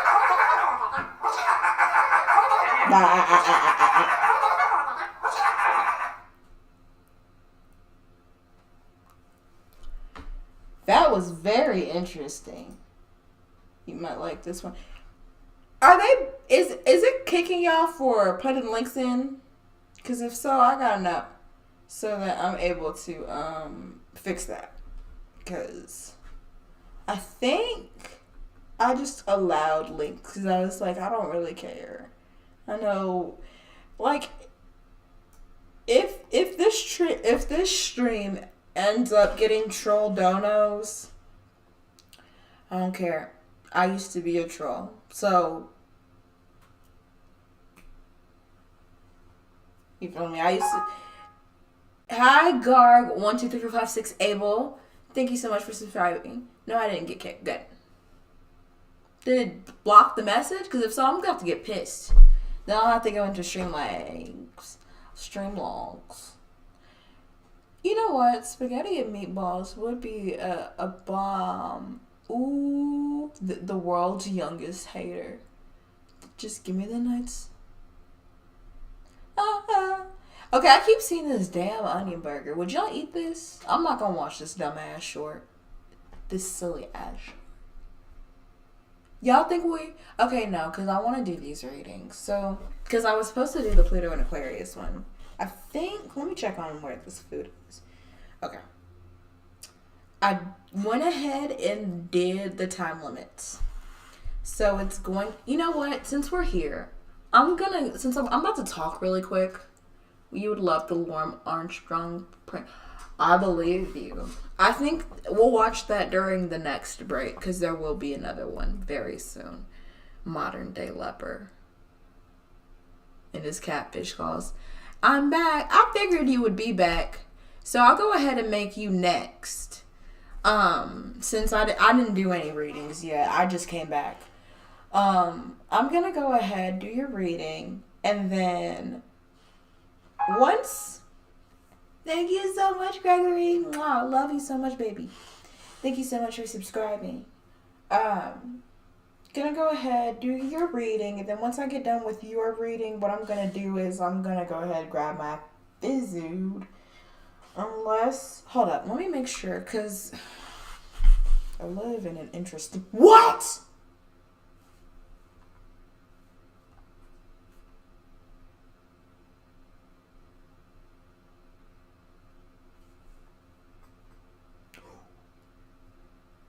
What? Give me a second, because that just pissed me the freaking hell off. Oh, that was ridiculous as hell, but okay.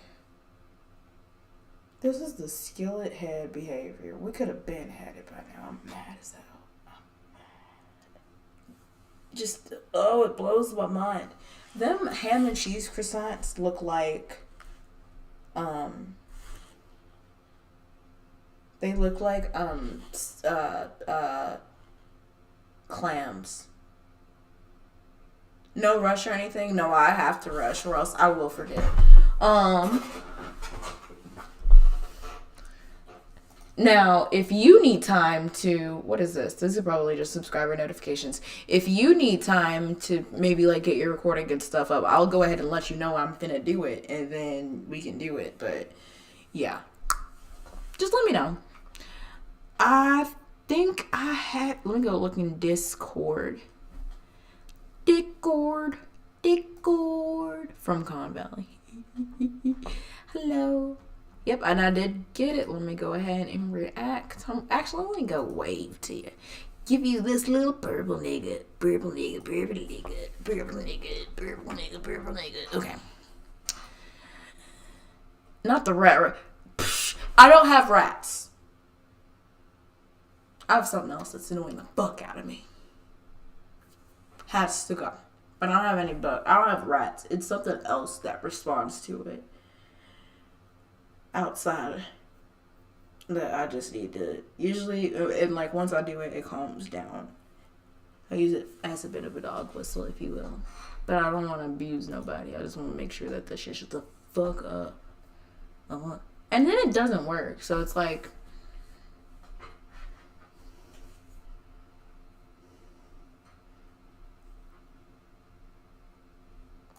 so we need a new plan. All right, hello. Ooh. And then let me see, I'm going to look and see if you had any specific questions before we begin.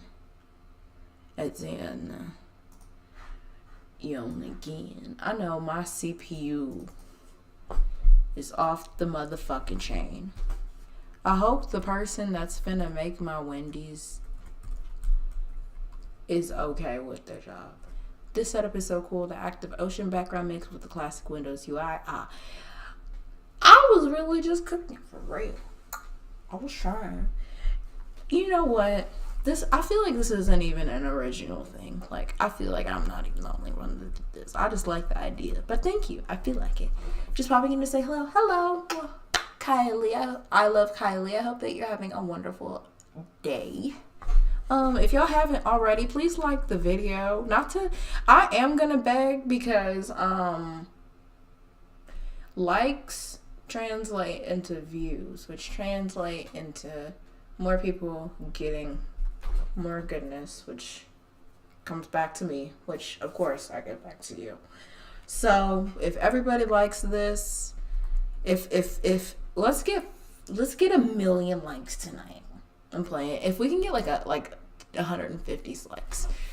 It was just about kind of going through a slump where I don't know what to do with my life, but if you just see a career general strengths in your chart. Oh yeah, I wanted to go on Streamlabs. I'm a ha.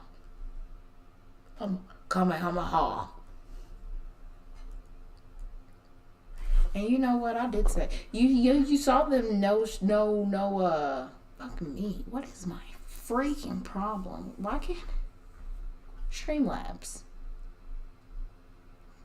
For VTubers, I'm thinking about becoming a Sorry, I'm pulling up one more thing really quick. I'm thinking about becoming a PNG tuber. I'm gonna be a... Yeah, y'all are gonna get very...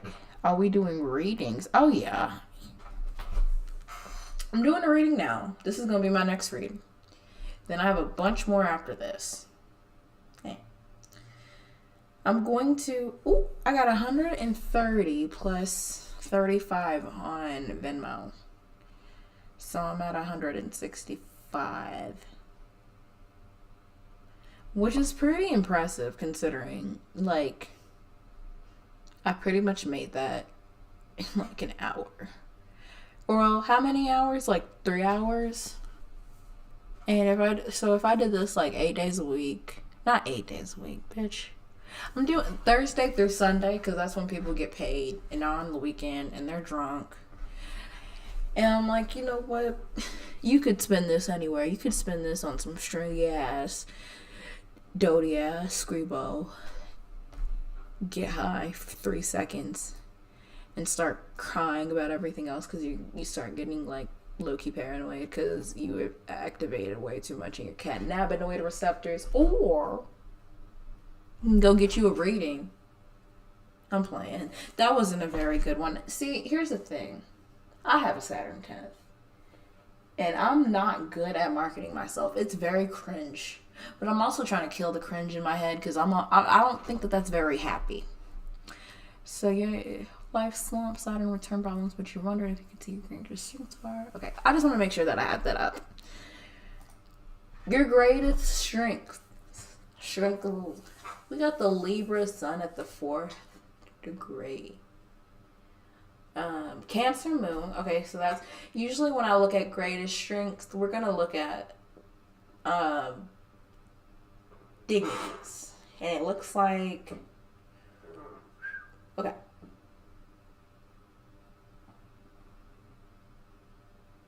I do see. Okay, Cancer moon. That's a domicile one. Libra sun is detriment. Scorpio Venus is detriment. And Mars in Cancer is in fall. But you know what? Hard aspects create real bitches, okay? Let me say that one more time for the people in the back that didn't hear me. Hard aspects create real bitches. So, when it comes to your career, we're going to look at the 2nd house, the 6th house, and the 10th house.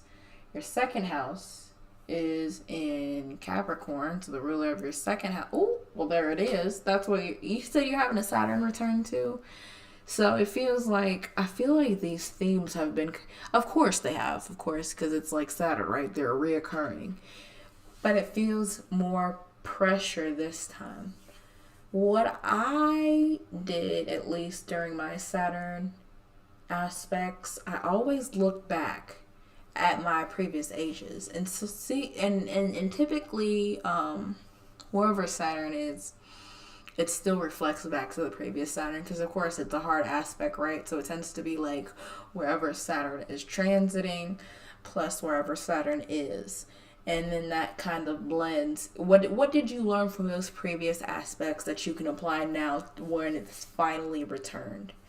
Saturn, you don't know what Saturn return really means. So what a Saturn return really means is basically, I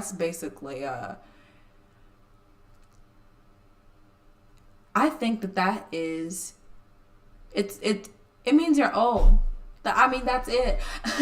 You're old. Now, I'm gonna have mine in 2025, next year. So I'm about to be up there with you. But what a Saturn return is it really is a process of growth. It shows that you have learned lessons. It gives you the same lessons to see if you've learned them. It gives you more perspective as far as like everything that you have experienced from the previous part. Because when we think about these returns, they just ask you, what has happened since the last time I've been here? And how did it make you the person that you are today? That's what returns mean. So applying it to the Saturn one, you haven't seen Saturn in this position since you were a child. So now that you're like at this age, it's like, okay, it's time to grow up. What did we learn? What themes seem to be a trend that I'm kind of getting at more and more and more this time? Like, of course, everything has a theme, but when it comes to Saturnian themes, they're typically there's two types of pain. As a Cancer moon, there's that lunar pain, and then there's that Saturnian pain. You know, they're opposite. I went to Catholic college, and I used to be at least really have ambition about my career identity, music journalism. I was a radio station director in 2016-17, but it was so... Why? I can see that. I can see that. Your Sun and your Mercury are in the same... Well, they're not in the same sign, but they are in the same house. The 10th house. In post-grad, I did tech and customer support, which was horrible. Now I'm finally back in music as a marketing coordinator. Your 10th house is ruled by Libra, so I can definitely see how that plays into music. But it's a never-ending contract, and I don't even know if I like music anymore, even.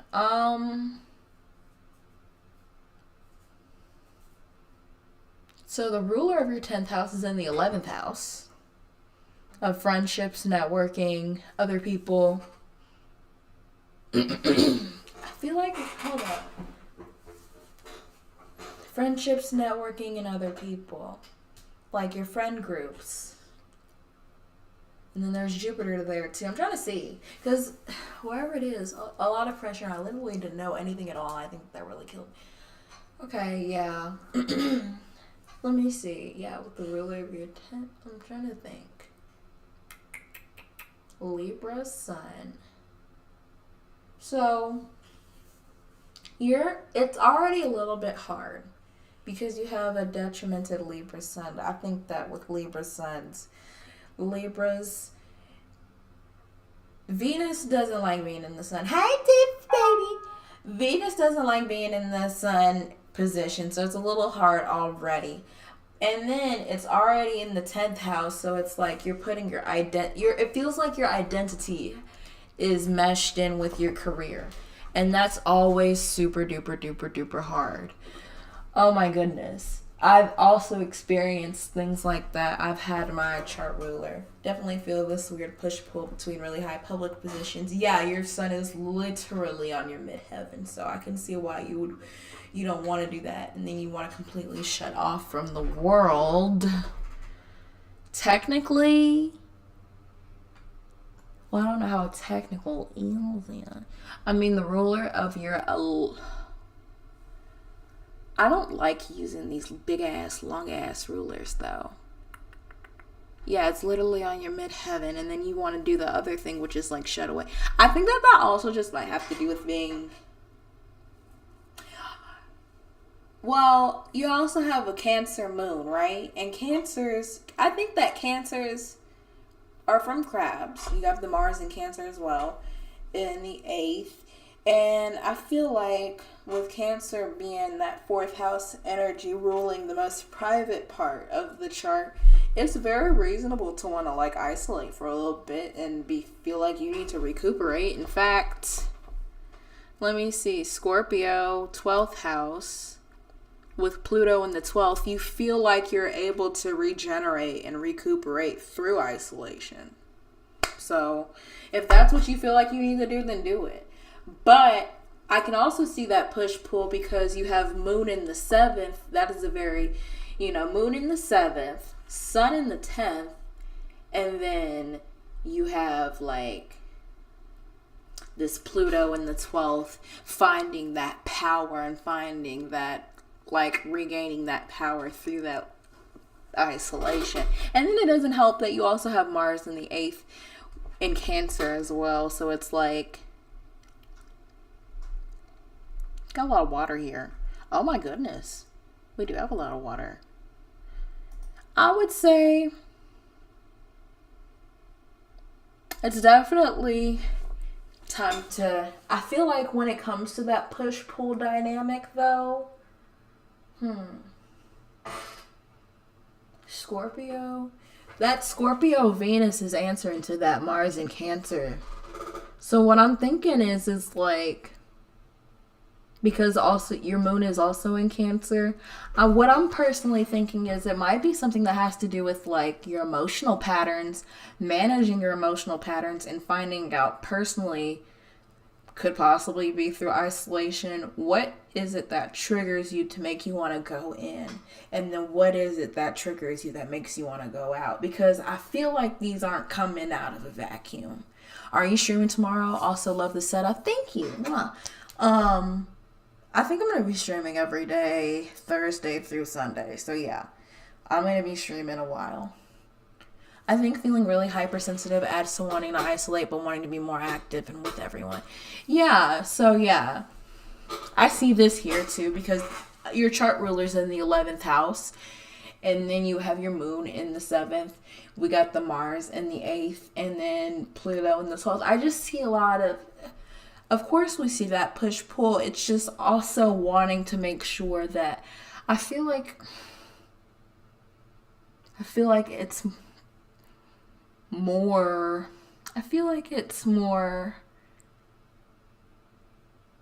allow yourself to hermit completely without any influence, to see personally what is triggering you to go within and then what's to go out. You feel me? I feel like that would be very helpful. I feel like once you're able to kind of find out those triggers, if you don't know if you do know those triggers, how exactly can we integrate this into our shadow? I think that would be most helpful. I think, as far as like careers go, Libra is about all things that have to do with beauty. So if you find that you don't like music, that is okay. I like how your 5th house and your 10th house are the same. And they're both ruled by the 11th house. So I find that, well, you have your South Node in the 5th. And your North Node in the 11th in Scorpio. I'm trying to think. How best, career-wise? I mean, hell, just go with I feel like going with your ego, going with who you are, is going to be easy. I think that's going to be your best bet, honestly. Because I feel like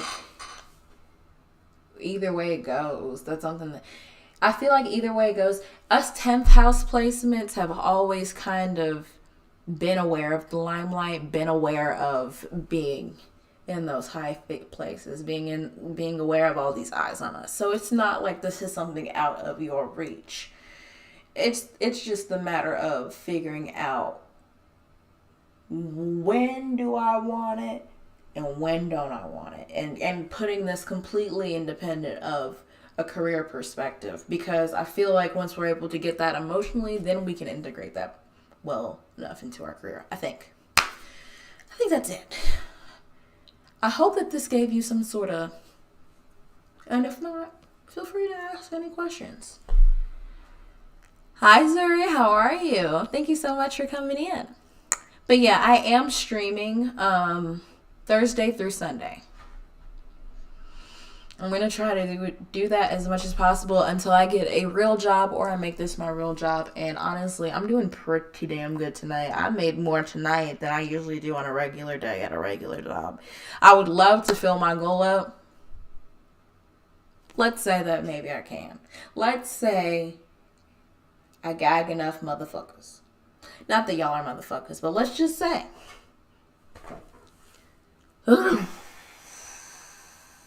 Sorry, I definitely had too much caffeine.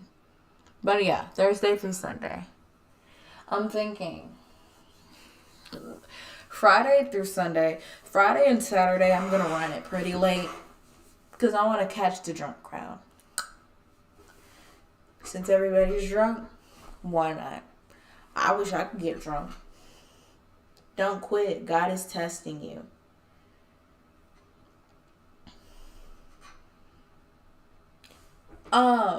So we did that reading. I'm going to go through the next reading.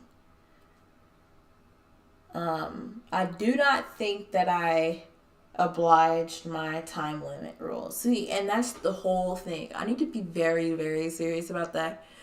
or else I will burn out like that. Because it's super easy for me to do that. And that's why I'm like, I have to do this really quick or else. But I also need to take a break because, like, I'm actually not used to talking for this much time.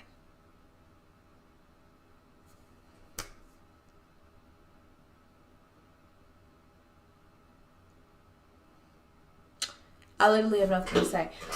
Do y'all wanna? This looks like. Do you know them? The perfect ham and cheese does exist, and it's on a buttery and flaky croissant and unregular bacon. You know them clowns? Looks like that. The perfect ham and cheese does exist. The perfect ham and cheese does exist. If you have milk in your fridge, you have to try making these steam buns at home. That's still not bad, but I do have some milk in the fridge. And milk Interesting. I think what I'm gonna do, I'm gonna get to the next reading in just a second. I'm gonna eat, because I'm famished. And if I don't eat, I'm gonna probably pass out.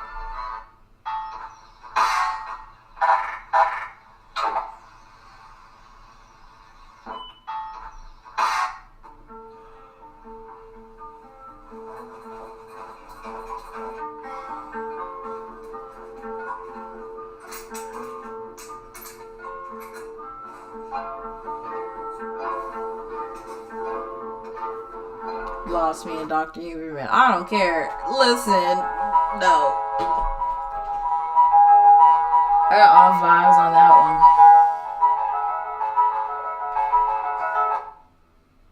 Japanese Wagyu and authentic wasabi in the mountains of Japan today. Slicing off the fat cap, and that's what we're going to season the pan with. No oil, cooking ends on fat. This way, there's no oil, it's changing the flavor. Bunch of Wagyu tallow in the pan. When you salt the steak and toss it on. Cook this super fast, we want to keep it medium rare. Look at that crust, baby. Oh, yeah. Look at that view. She's a...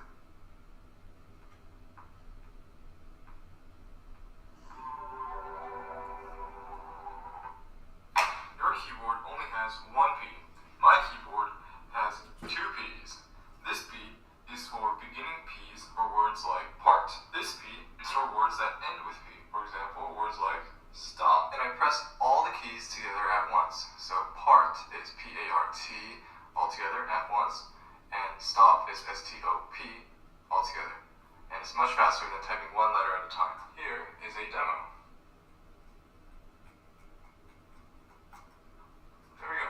Stenography. You know what? Damn it. I think I need that. No, I don't. Hell no. I'm not listening to that bitch. I'm very serious. So apparently you can eat this mold. This is brie cheese, and I thought it looked a little bit funny because the mold grew.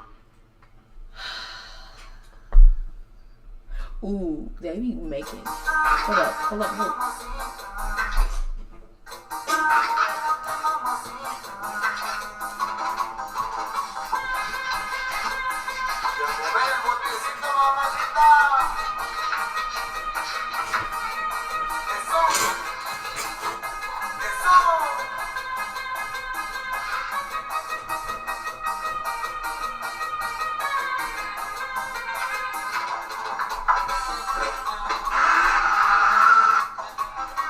Super tired, so I'm going to bed. Thanks for the read. See you tomorrow. Good night, Kirby. See you.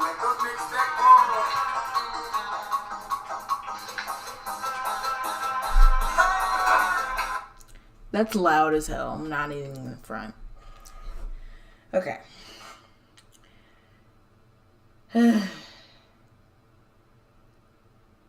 I'm gonna push through. I am a little bit tired as well.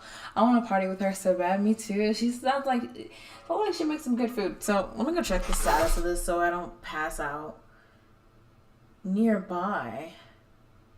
This person's name is my food. I wish I was fucking lying. My food. My food. I like it. You know what?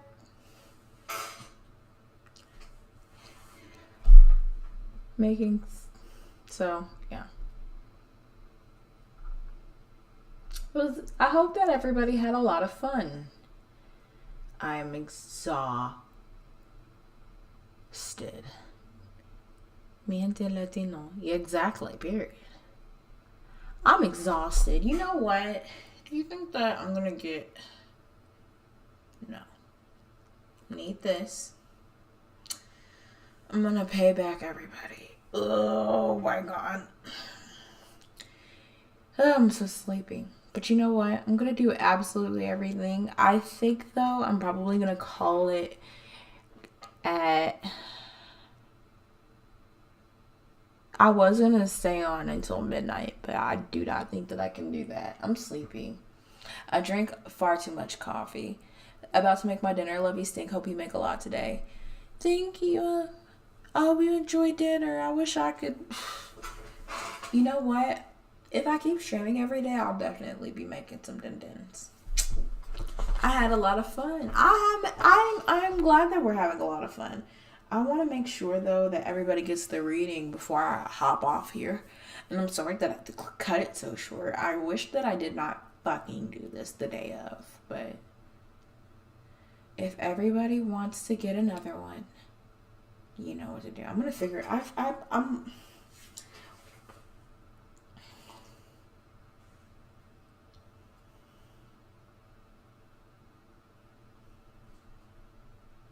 Now who the fuck? Oh, I'm taking a second. Okay, so I don't personally. Oh yeah, I was gonna watch. We were gonna watch Subway Surfers. Subway Surf. Actually, Family got best reactions. Listen, everything that shows up on my I am not ashamed of. This is so.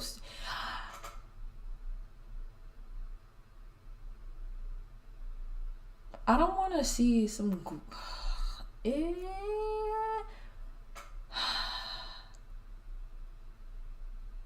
The America that we live in today.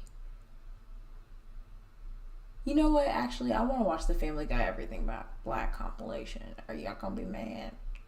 Yep, I'm watching the Family Guy Everything Black. Does it have... Ooh. Oh. You know what? I'm not gonna do that. I think actually I'm gonna be better than that. Hi, daughter duty. You work here? Yeah, it used to say... Okay, so we have this place called Ear Ecstasy, and it was Whew, sorry, I'm getting winded to the motherfucker over here. I had it was like an Ear Ecstasy place, and then it became a Panera Bread, and then somebody gave me this shirt. It's like Panera Bread. So Hungies. Okay, it's literally about to be here, please. Come on. I'm actually going to go downstairs in a second. I'm about to leave y'all with... Do y'all like atomic shrimp? I'm going to do this. And then I'll come back at 11 o'clock. And then I'm going to see about doing readings straight through and then getting off at midnight. Does that sound good? So if you want to still tip, you definitely can, but you do have until 11 o'clock to do so.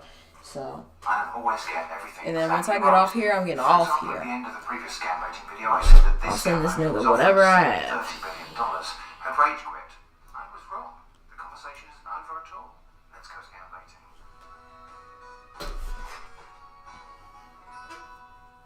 A really quick recap. The story was that Davis Bond, a celebrity card... Here, also, I'm going to go ahead and put this up, and then I'm going to get the...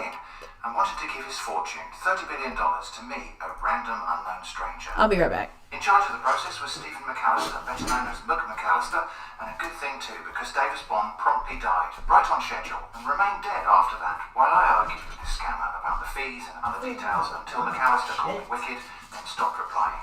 I continued bantering, just in case, as I often do. There, all caught up.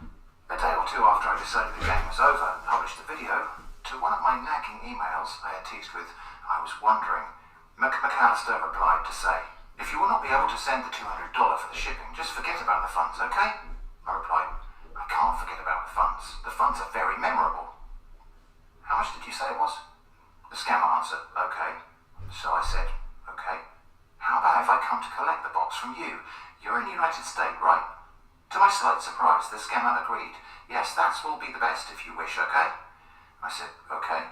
Please provide your personal details. You know, the kind of details a stranger on the internet should never give to me. You need my home address, right? Asked McAllister. I confirmed. If that's where I'm to collect the box, yes. Also, other details such as may be provided. No reply, so I said, hi. How are you doing today, my friend? Asked the scammer. Kind of a standard reply for them. Waiting for you to send details, I said. And then the scammer sent details. Not their own details, I feel fairly sure, but the address of a house in California. I did a few searches and I couldn't find any evidence of anyone named McAllister at that address. Not that I expected to. Not really sure what the scammer's game was here, but let's play on. Are you there? Asked the scammer. No, I said. I'm here. Can you tell me the size and weight, please? Size of what? Replied the puzzled scammer.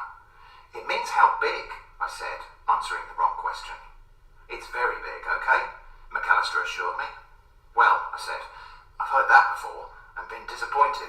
How big exactly? The scammer asked, how do you think I will disappoint you? I'm just saying, I said, saying that I was just saying. The scammer said, once you're ready to receive your funds, let me know, or you should come down to United States here, okay? I'm already in a United State, I explained. So I need to know the size and weight. Ignoring me, the scammer said, I'm waiting for you in my house. Ignoring the scammer, I repeated, I'm waiting for the size and weight. Do you have it, please? I have everything, said the scammer confidently. Then, not quite so confidently. What's going on? Waiting for you to provide the girth, I said. Which proof you are talking about, answered McAllister. I said, what? Frustration beginning to peak, the scammer wrote, please, I hate all this nonsense. If you're not interested to send $100 so I can ship everything to home address, or you come directly to my house address and meet me, stop texting me. Well, nonsense is the only thing on the menu today. I'm sorry, not sorry to say. So I replied, look, I need you to specify the girthiness. If I turn up at your house in my car, the box might not fit inside if it's too immense, but if it's petite, I might be able to carry it on my velocipede and save the fuel. McAllister complained, this is one of the reasons why I wanted to deliver this through. Good night, Chrissy. Good luck with the stream. I replied, but I'm I don't want to do that. I'm Tell me the beginning. When are you going to tell me the shape? Also, how is James Bond now? The scammer said, how many times will I tell you that he is dead? Still dead, huh? I know you said that before. I just wanted an update on it. Okay, replied McAllister. So, I asked him. What? Snapped the scammer. Well, I just died. How many days Bond, I asked him. I'm stupid, asked the scammer. How many times will I tell you that he's dead? Okay, he said, let me have that changes before. Now, you still need to tell me about the girth. Frustration reaching another transient peak. The scammer replied, please, if you're not serious, stop texting me. You're with my address, come directly to my address, or you send $100 for the shaping of the funds to your home address. I'm impatient. If you're serious, you need to tell me the girth. It's no use if I turn up at your house in a vehicle that's too small for the box. So, please measure it. Still on a plateau of anger, the scammer replied, anytime you're ready, let me know you're not ready. So stop texting me with all this rubbish. So wait, anytime I'm ready, let you know I'm not ready. Okay, you're the boss.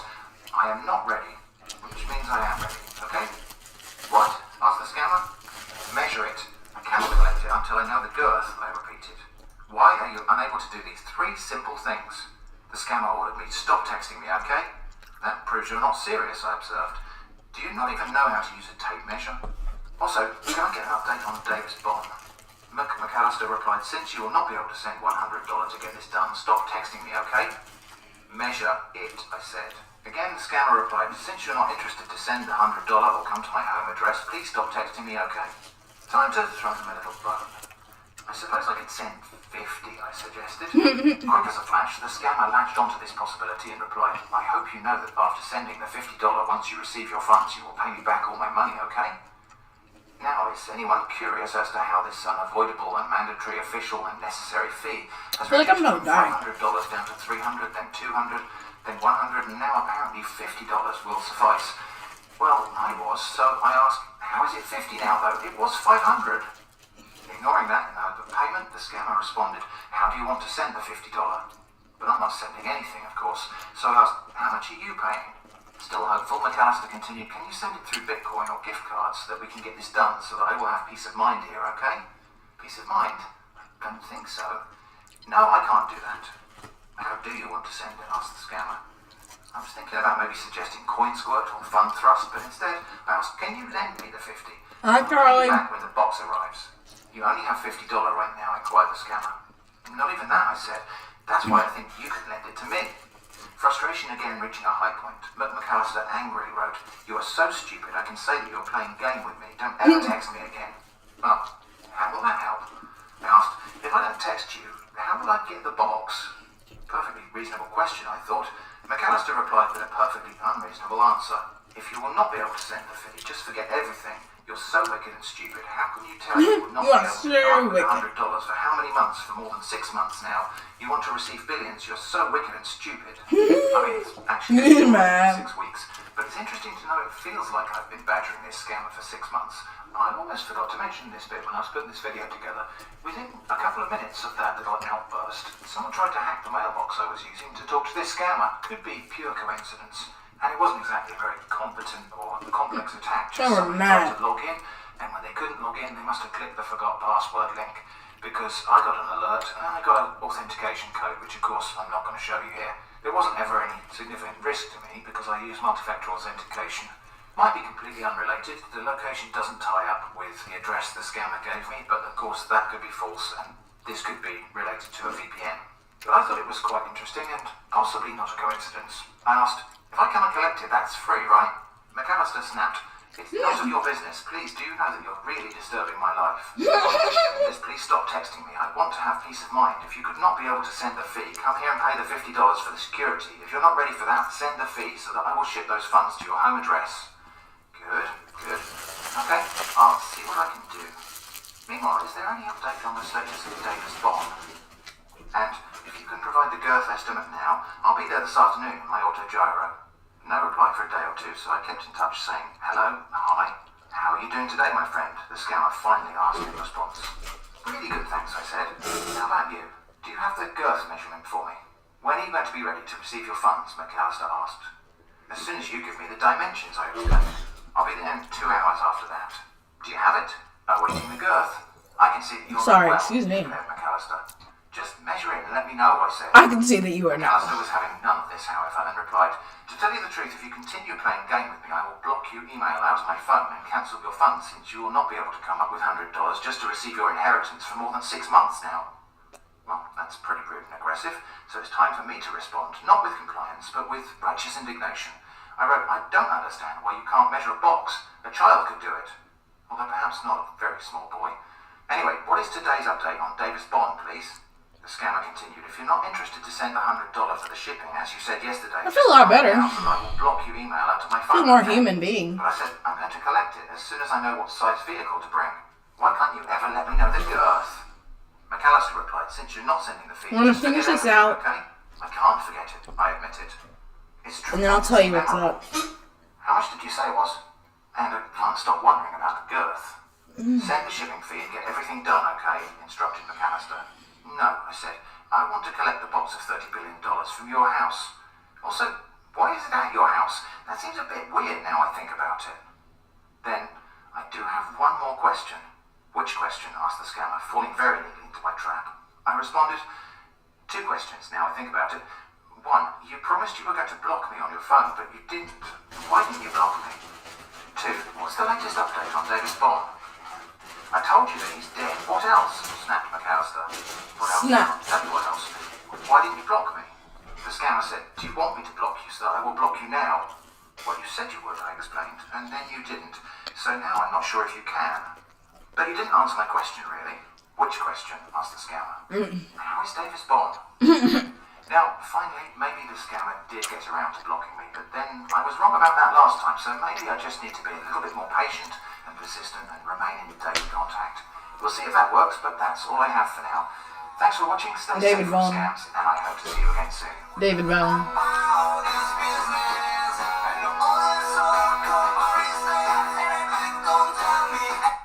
Cool. Alright, it is 11:03. I do feel a little better, but I also kind of feel shitty. So, I'm going to go ahead and check my recent updates. bunch of subscribers. Thank you guys so much. So I have, let's see here, we got Brianna, Shay, and then we have SLIDK. Brianna, Shay, and K, are you still here? And then there were two. There was Leanne and then somebody else. Alright, I want to know if you guys are still here. If you guys respond, well, let me know.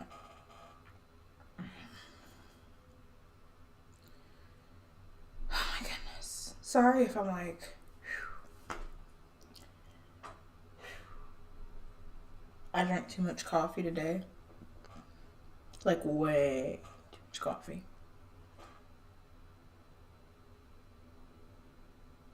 And it's crazy because on my like stream thing, because I was like, I need to get serious. I get serious. I'm like, I cannot do that. Okay. Shay's here. Maisha's here. And Brianna's here. Cool. Okay. So, this is what I'm thinking. Sorry. I do feel a little ill, but my main thing is getting this done. So with the 31, that's 15. The $15 one, that's gonna be 10. And then this one's gonna be 5, and then she's 5. So we got 15, 30 minutes. So we can get finished by 11:35 if we start now. Okay, period. Natal reading for career and love for Brianna.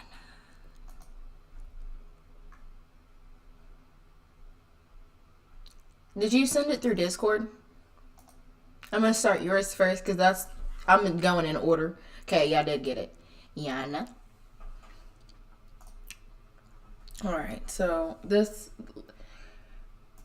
one more time before we all, if you sent something through Venmo, if you're here, let me know. Sorry. Ugh. I'm not even gonna front. I do feel ill, but I'm very committed to getting this done because it would be a horrible, horrible, horrible, horrible precedent to start by being like, oh, I'm just sick. Let's do this tomorrow. And then, I just know how my body gets, so I'm about to push through.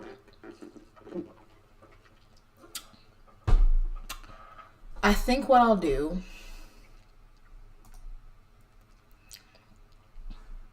you said natal in transit, cool.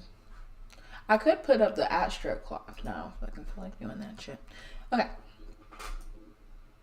I only said I don't feel like it just because I don't know how relevant that would be.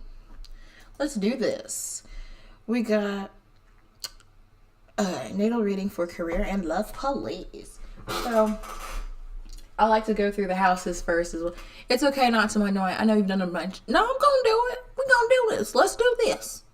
I already done got emotionally prepared. No, we finna do this. I'm only saying, because like I said, it would set a horrible precedent if I was like, nah, I'm gonna do this. I'm not gonna do this. I'm gonna wait. No, I'm gonna do this tonight. And then tomorrow, I can do a bunch more. So we have, when we're thinking about love, we think about the 5th house. Your 5th house is in Cancer. The ruler of your 5th house is in your 4th house. Or excuse me, it's in your 3rd house. Ooh. 3rd house, the moon finds joy in the 3rd house, and then it's domicile in Cancer. And then when we think of the 5th house, we think of it because we like the love, the leisure, romance, things of that nature. So I find that there's like a lot of emotional considerations when it comes to love and things of that nature. The ruler of your 7th, well, your 7th is in Libra. The ruler of your 7th is in the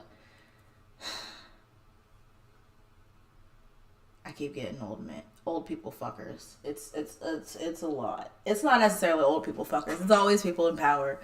But I'm also like, I'll get the same thing, so it's okay. Oh, wait, and then you have Venus and Capricorn. Oh, yeah, you're not beating the allegations. 4K. Caught in 4K, Ultra HD. I think because it's on the 9th house side and not the 10th house side, I think you value wisdom, specifically wisdom, again, that focuses on that why aspect, that focuses on things that make how the world makes sense, basically. And I think that that's very honorable. I think with the ruler of your Venus being in Taurus, wait a minute, hold on, you got a mutual reception. And what a mutual reception is when two signs are in each other's, or two planets are in each other's signs. So you have a Venus in Capricorn and a Saturn in Taurus. It performs as if you have a Venus in Taurus and a Saturn. Well, it doesn't perform. Some people will get very upset that I said that, and they will just have to deal with that verily. It performs like that. So with the Saturn, I keep seeing this combo, the Saturn-Jupiter second house combo. What I'm learning about that combo is it's about people that have definitely gone through a lot as far as maybe feeling secure financially and wanting to make sense of that. And I think how that materializes and manifests is that no matter where it seems like you are in life, you're gonna make sure that you're good. And I think that mutual reception, even though it's so technically far off, I think it still helps. Because it's nice when they're both in each other's sign, they feed off of each other's energy. Very gorgeous. Very gorgeous. When it comes to the 7th house, though, I see you have Mercury in the 7th house, so it's like... in Scorpio, ruler of your Mercury is in actually almost conjunct you. Okay, so there's something very interesting about this 7th house Mars dynamic, something that I've personally witnessed, something that I've seen people on Astro Twitter talk about. It's like Libra Mars, or Mars in the 7th, or Scorpio Venus, or things of that nature. How I see that manifests is like love to hate, hate to love. Like, it's a very love-hate thing. Like, I don't ever see these relationships. It's not that you don't have the capacity to have meaningful endings. I feel like ultimately that's what your Venus in Capricorn wants. I think the Mars in Libra is like, I don't know, it feels like I don't think that Mars in Libra is inherently passive. I don't care. I feel like Mars in Libra, the way that materializes is that I feel like y'all have to work harder because of that detriment. You know, somebody said that, and I did not. At first, I didn't agree as to Aries Mars, but really, I think it's very easy for me to assert this, that, and that. That's because that's what I'm used to, right? But with Mars and Libra, it's not as easy. So therefore, you still have to put that exertion out there. Therefore, making it work harder. And I feel like when it comes to that love aspect too, it's just, I don't know. It's like, it's putting, probably putting a lot of exertion and energy and maybe levels of control in places where it could just probably be more beneficial to just chill out and enjoy things superficially. Potentially. Because ultimately, when we think about love, we have an idea of what we want, and we want it to be exactly to where we want it to be. But I feel like, hold up, I don't think that you have, I didn't think that you had much significant, like, hold up, let me see. Let me make sure. Okay, so you have Neptune trine Venus, or excuse me, Neptune trine Mars and Neptune. Ooh. Oh, well, Neptune Mercury square, that's gonna do it. Whenever I see Neptune Mercury aspects, it's very interesting. Yes, Mars in Libra, we have to work harder to not be passive aggressive. Like, no, yeah, literally. But I always say hard aspects create real bitches.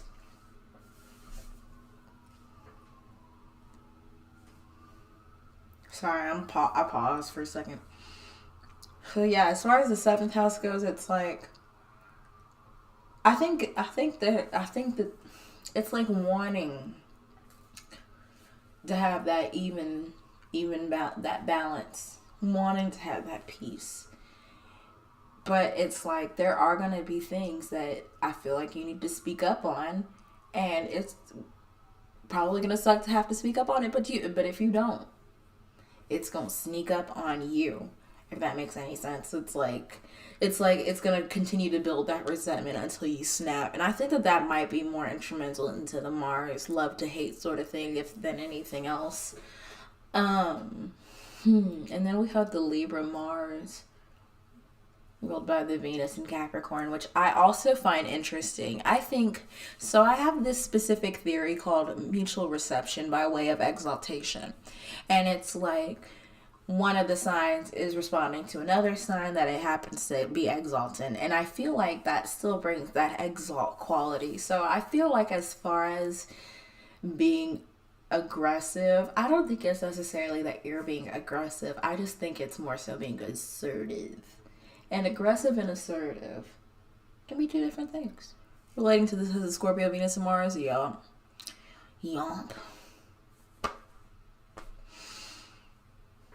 But yeah, it's like materializing like Venus and Libra, Mars in Capricorn, wanting that love, wanting that, but also just being aware of Also, another thing that I'm all over the place. Your Venus in Capricorn and your Mars in Libra both share like Saturn aspects, because Saturn is exalted in Libra, domicile in Capricorn. I think Venus it's like dignified by face in Aquarius. Like there's a lot going on there. I think being able to, again, finding those connections is really important, because once we're able to find those connections, things that we didn't previously see before because of our inability to be able to find ideas for these two seemingly different elements, which it seems like that Venus in the 9th house of why, higher education, higher thought, and then Mars in the 6th house of analysis, routine, day to day, and I feel like Saturn unites those elements somehow, and your Saturn is in the 2nd house. Wait a minute. Is there some sort of no, I don't think that they relate in that specific manner. Well, okay, one more thing before I look at the chart. I'm going to look at the transits after this, but Moon opposite Venus. I get it. And plus I have a Cancer moon opposite Venus. I want to be cool so damn bad. I want to be cool so bad, but I literally have to go ape shit or something. I want to be cool. As in, I want to be calm. I want to be chalant. No, I want to be nonchalant. I want to stop being chalant. But it's having that opposition is pretty hard, because it's wanting to have emotional stability. It's actually, you know what it is? Because I'm thinking about Cancer. Our intuition, our emotions are tools that tell us certain things. And I feel like when it comes to Venus opposite Moon, especially if there's any aspects to Venus, which I see aspects as far as Mercury goes. So I feel like you're able to vocalize the type of love that you'd be interested in, and if not, that's going to be something that, I don't see why that would be a problem. what was it? Venus opposite moon. I think that's really important because I'll get to the Saturn and the second thing back in a second, but I think Venus opposite moon is an important thing to look at because I feel like emotional compatibility is important, just period. And I don't think that Venus opposite moon is necessarily bad. It's just, again, being able to look at the things that unite and being able, you know how like opposites attract because they seem to fit into each other. It's the same thing with this. It's the same thing with this. It's your moon. It's like probably, hold up. It's like your Saturn wanting to be too cool versus your moon knowing that there is a good chance that you're being disrespected and you feel a type of way for a reason. I used to be like, damn, I'm way too sensitive. I can't take this. I just need to do this. No, I was never too sensitive. I was trying to be too cool. I was never too sensitive. Every single time that like I felt like I was too sensitive, I was actually accurate than a motherfucker. See, what had happened was I was getting information. I was getting information from incorrect sources about how I should feel about something that happened to me, when in reality I'm probably feeling the way that I feel because ultimately I felt slighted. I felt disrespected, and I loved myself enough to send that message to myself. And I think that that's where that issue lies. So it's about wanting to create that bond with that. Now, unfortunately, I can't go too much more into depth with that because I don't know it myself. But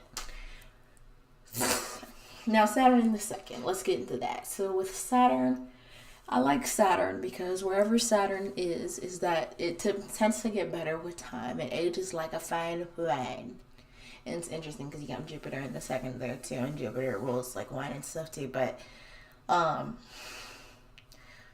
with Saturn in the second, I think that when we think of Saturn as far as like the problems that we've experienced, the lessons that we've learned, things of that nature, when it comes into the second, it may relate to like insecurities with money, insecurities with growing up, maybe, feeling some level of insecurity because second house has to do with our personal resources.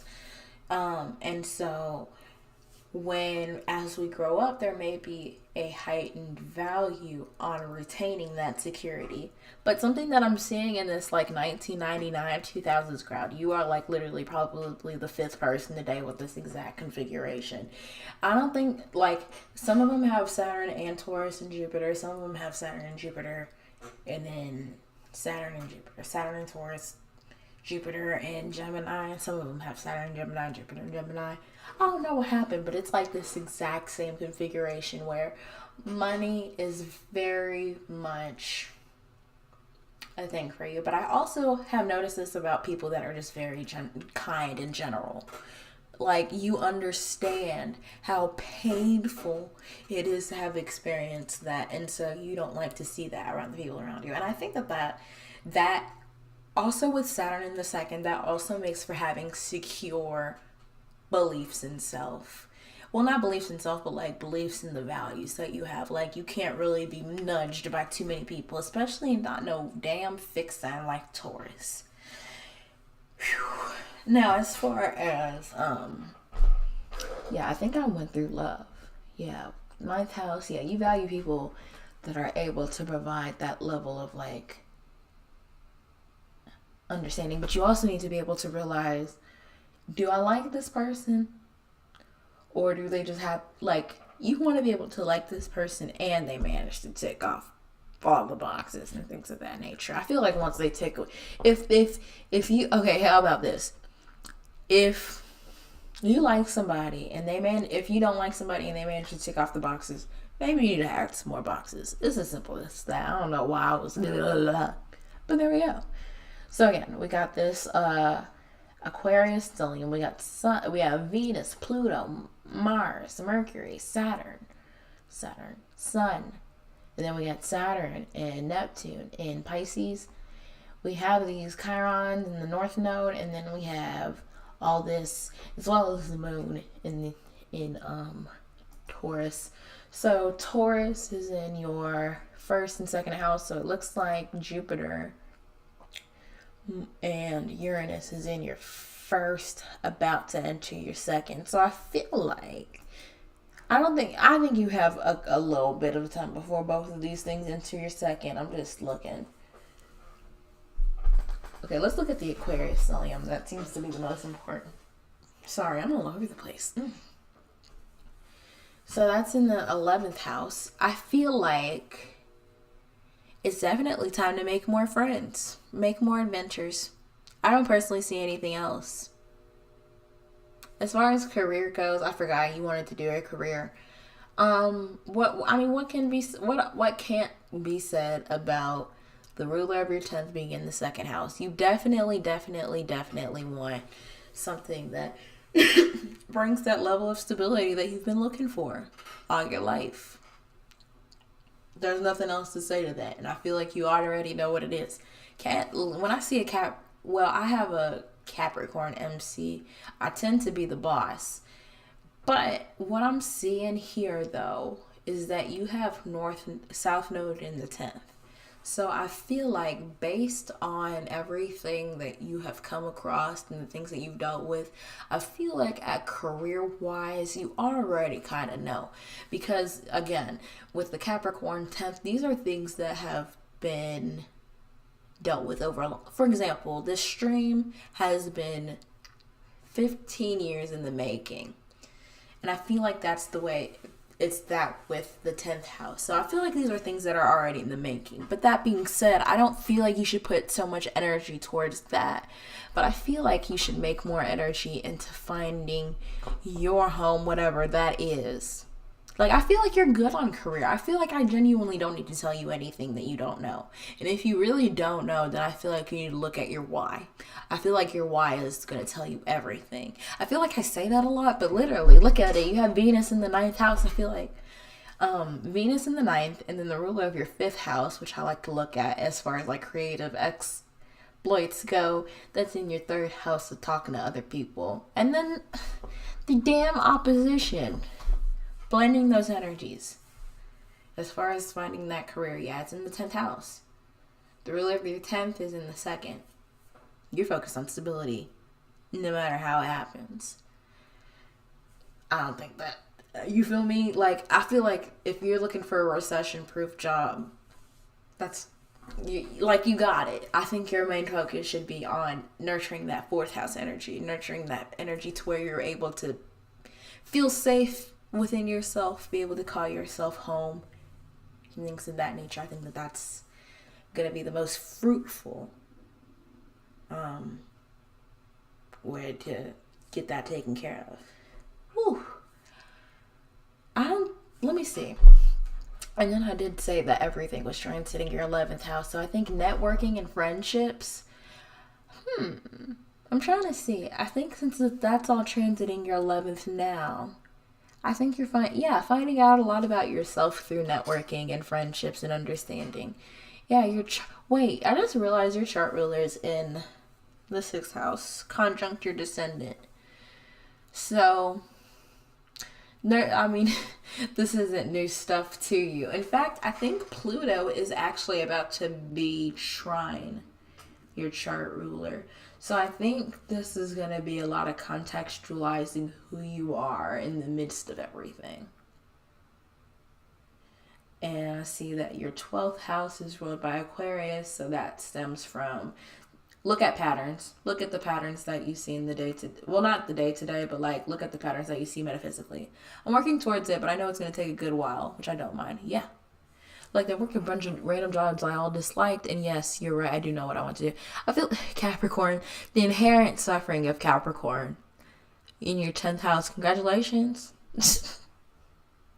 I have it too. I literally have it too. Like, I work a bunch of jobs. I'm like, I hate it.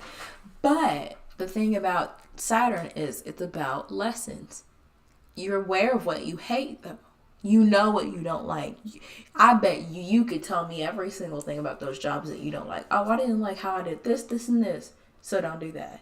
How can we integrate this? Do this, and this. I feel like that's something that you're. Yeah. Make sure as far as jobs go, it's just carrying that mindset of that you already have it. Let's focus on nurturing that home life a little bit more. I think that that's going to be your main focus throughout this lifetime. You know, we can try to overwork ourselves in order to run away from the certain parts of ourselves that we don't really want to see, but if we tend to work towards things that maintain our stability and not much else, how good is that for our emotional? You feel me? That's it. There's not that many transits going on besides all the Aqua stellium in the 11th. Be able to talk to the people around you, your friends, and things of that nature. And I think you'll be in good straits. I feel like I definitely went overboard, but that's okay. Because I'm seeing it's 11:29. I said I was going to call it at 11:35. But that's okay. I'm going to go ahead and keep reading. Shay. 10 for Big Natal 3. Okay, so I got 5 minutes for you. What the H-E double hockey? Oh, Shay, you still on? So as far as the big 3 go,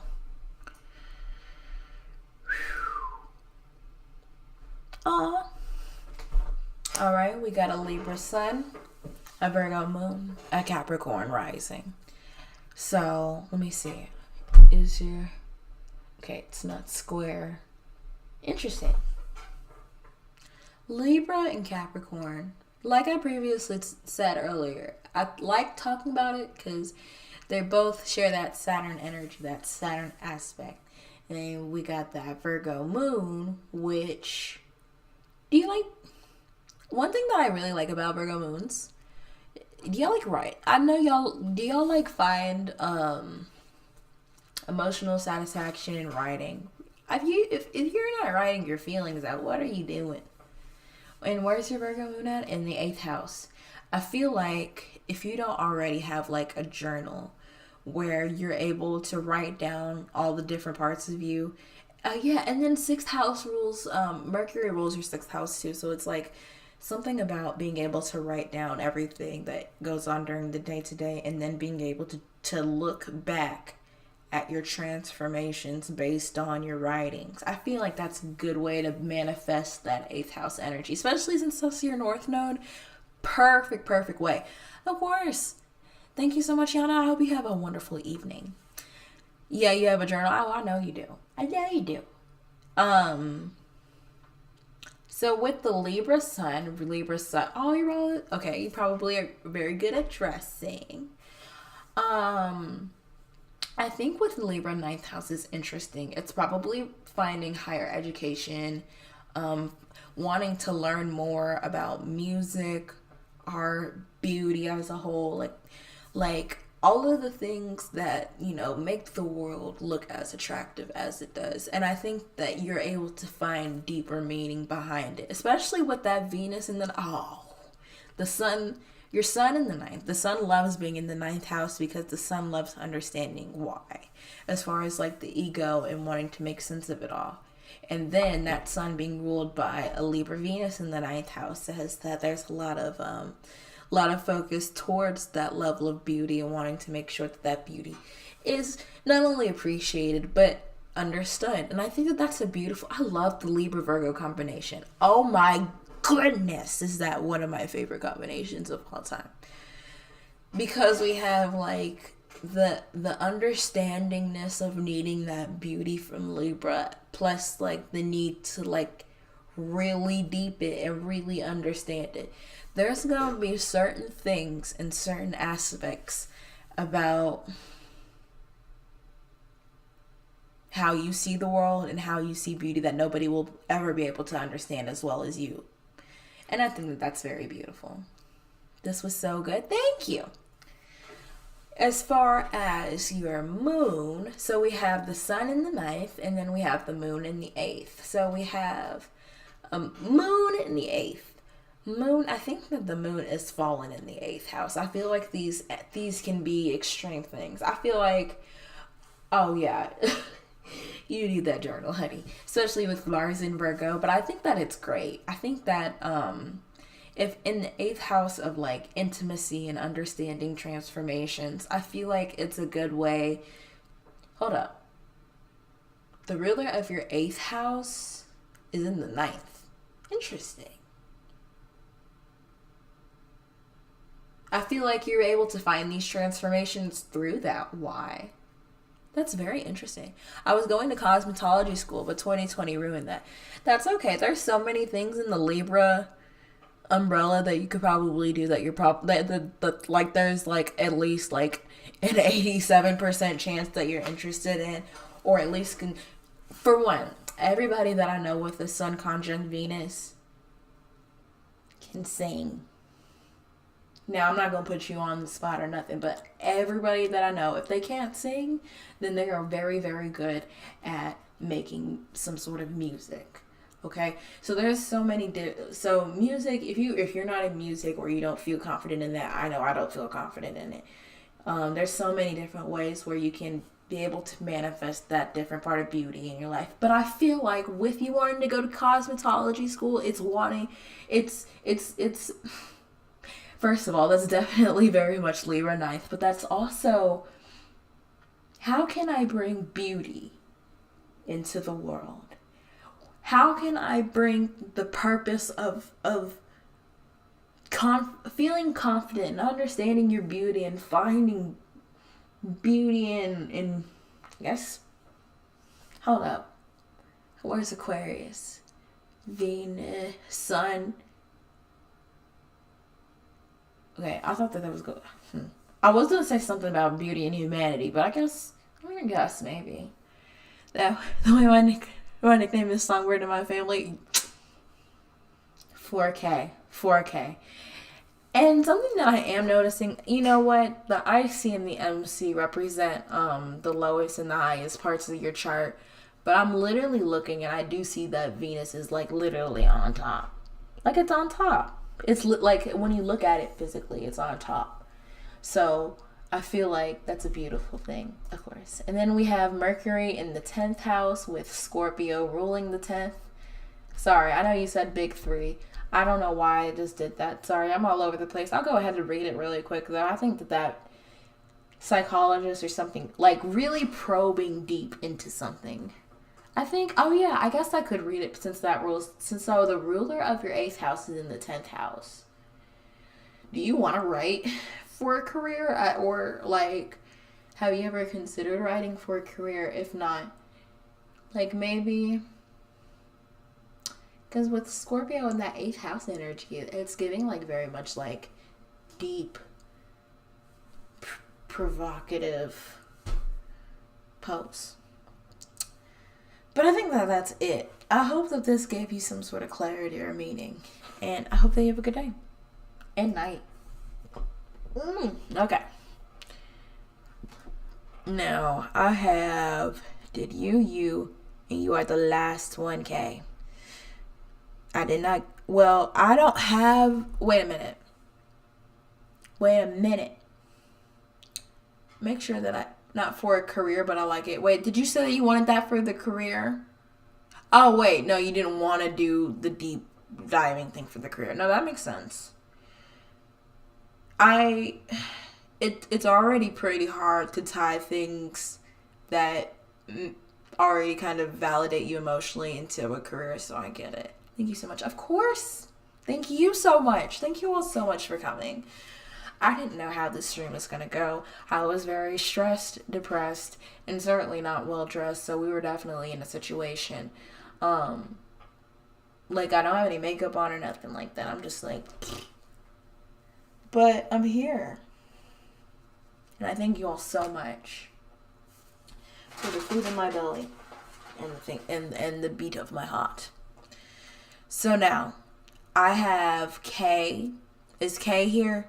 And where is your chart at? Does Libra rule closers? Yeah, rules both of those. I think Libra. Well, okay, so Libra rules surface, and I think clothes are pretty surface. So yeah. Yeah.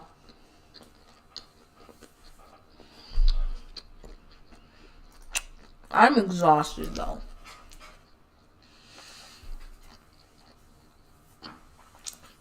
Okay? And everybody else. Would y'all be cool if I did this tomorrow? Well, I'm gonna come on earlier. I think 5:30.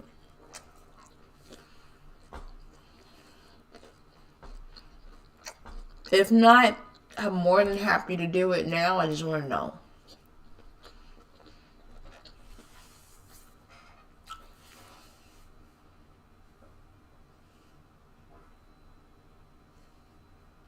Yeah, I gotta do this earlier.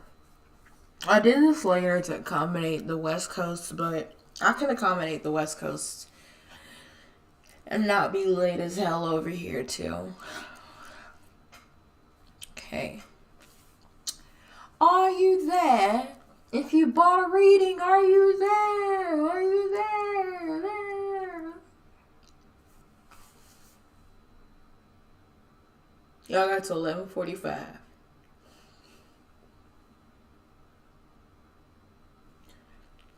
I knew I wasn't going to hit my goal, but I'm still very, very proud of myself. If every day is like today, then I for sure can do this for a job. I just need to not abuse coffee.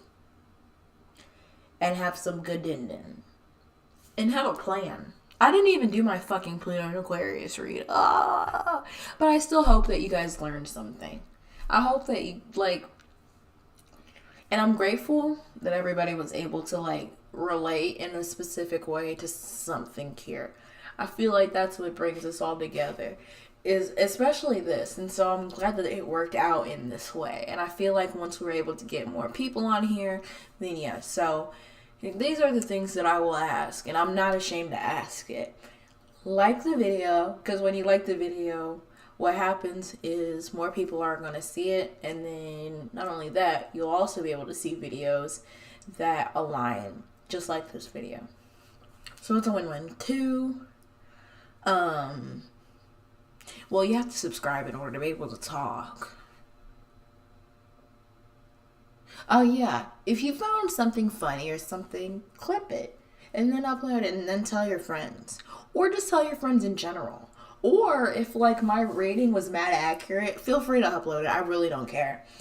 Just I'm gonna go ahead and leave this VOD up.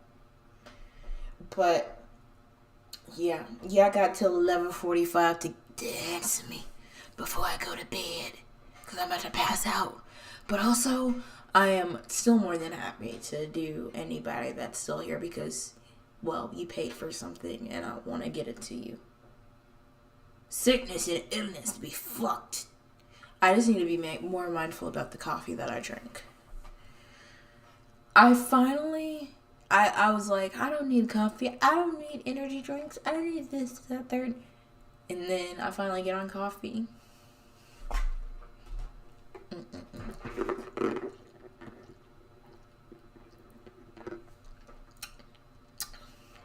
They tell you the recipe. Tastes like booty, but anyway, I guess since we're about to close out, I'll go ahead and leave y'all with one handy little tidbit. If y'all are still paying attention, if not, you're about to miss out on something epic. Something truly epic. Don't get scared. It's about to get epic in this motherfucker. Alright. You're about to miss out. So there's this book, and I use it constantly. And tomorrow, when I actually do my astro readings for Pluto and Aquarius, this is mainly what I use.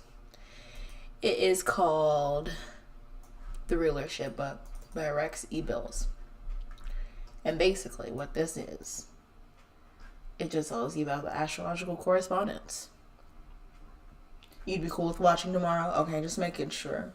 Because I'll definitely be here tomorrow for sure. Because I like this. I just hated the fact that I didn't realize what coffee would do to me. But I was really happy, and I did make a whole lot. Like, I'm very happy with myself. So, yeah. This is... So, basically, a list alphabetically. based on anything that you could be thinking of, or it bases it off of, let me see, planets. This is planet Herschel, aka planet Uranus, and this is Neptune, things of that nature. And then it bases it off the signs.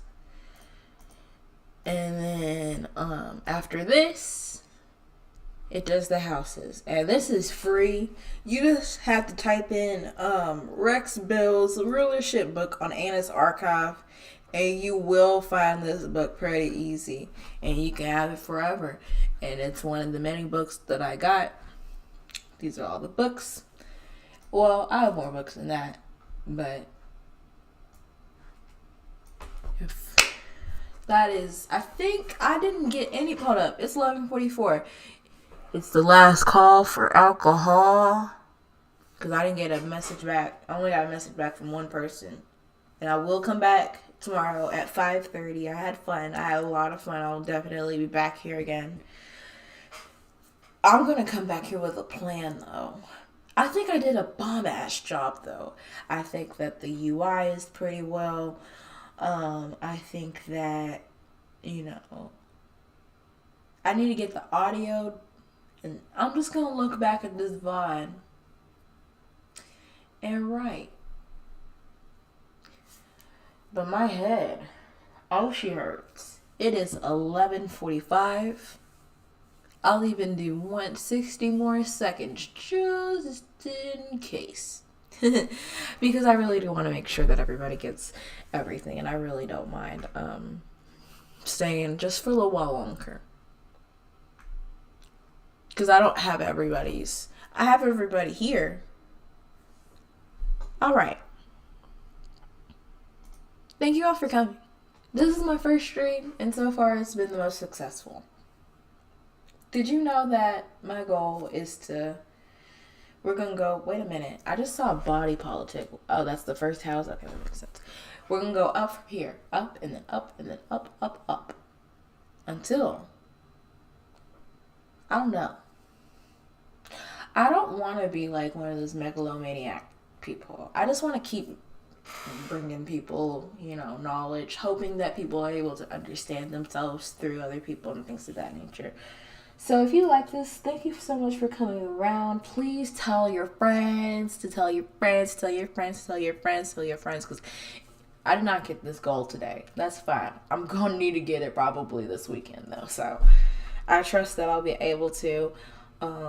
And if y'all have any questions between now and tomorrow, please let me know. My DMs are open. Peace out, Girl Scouts. Mwah.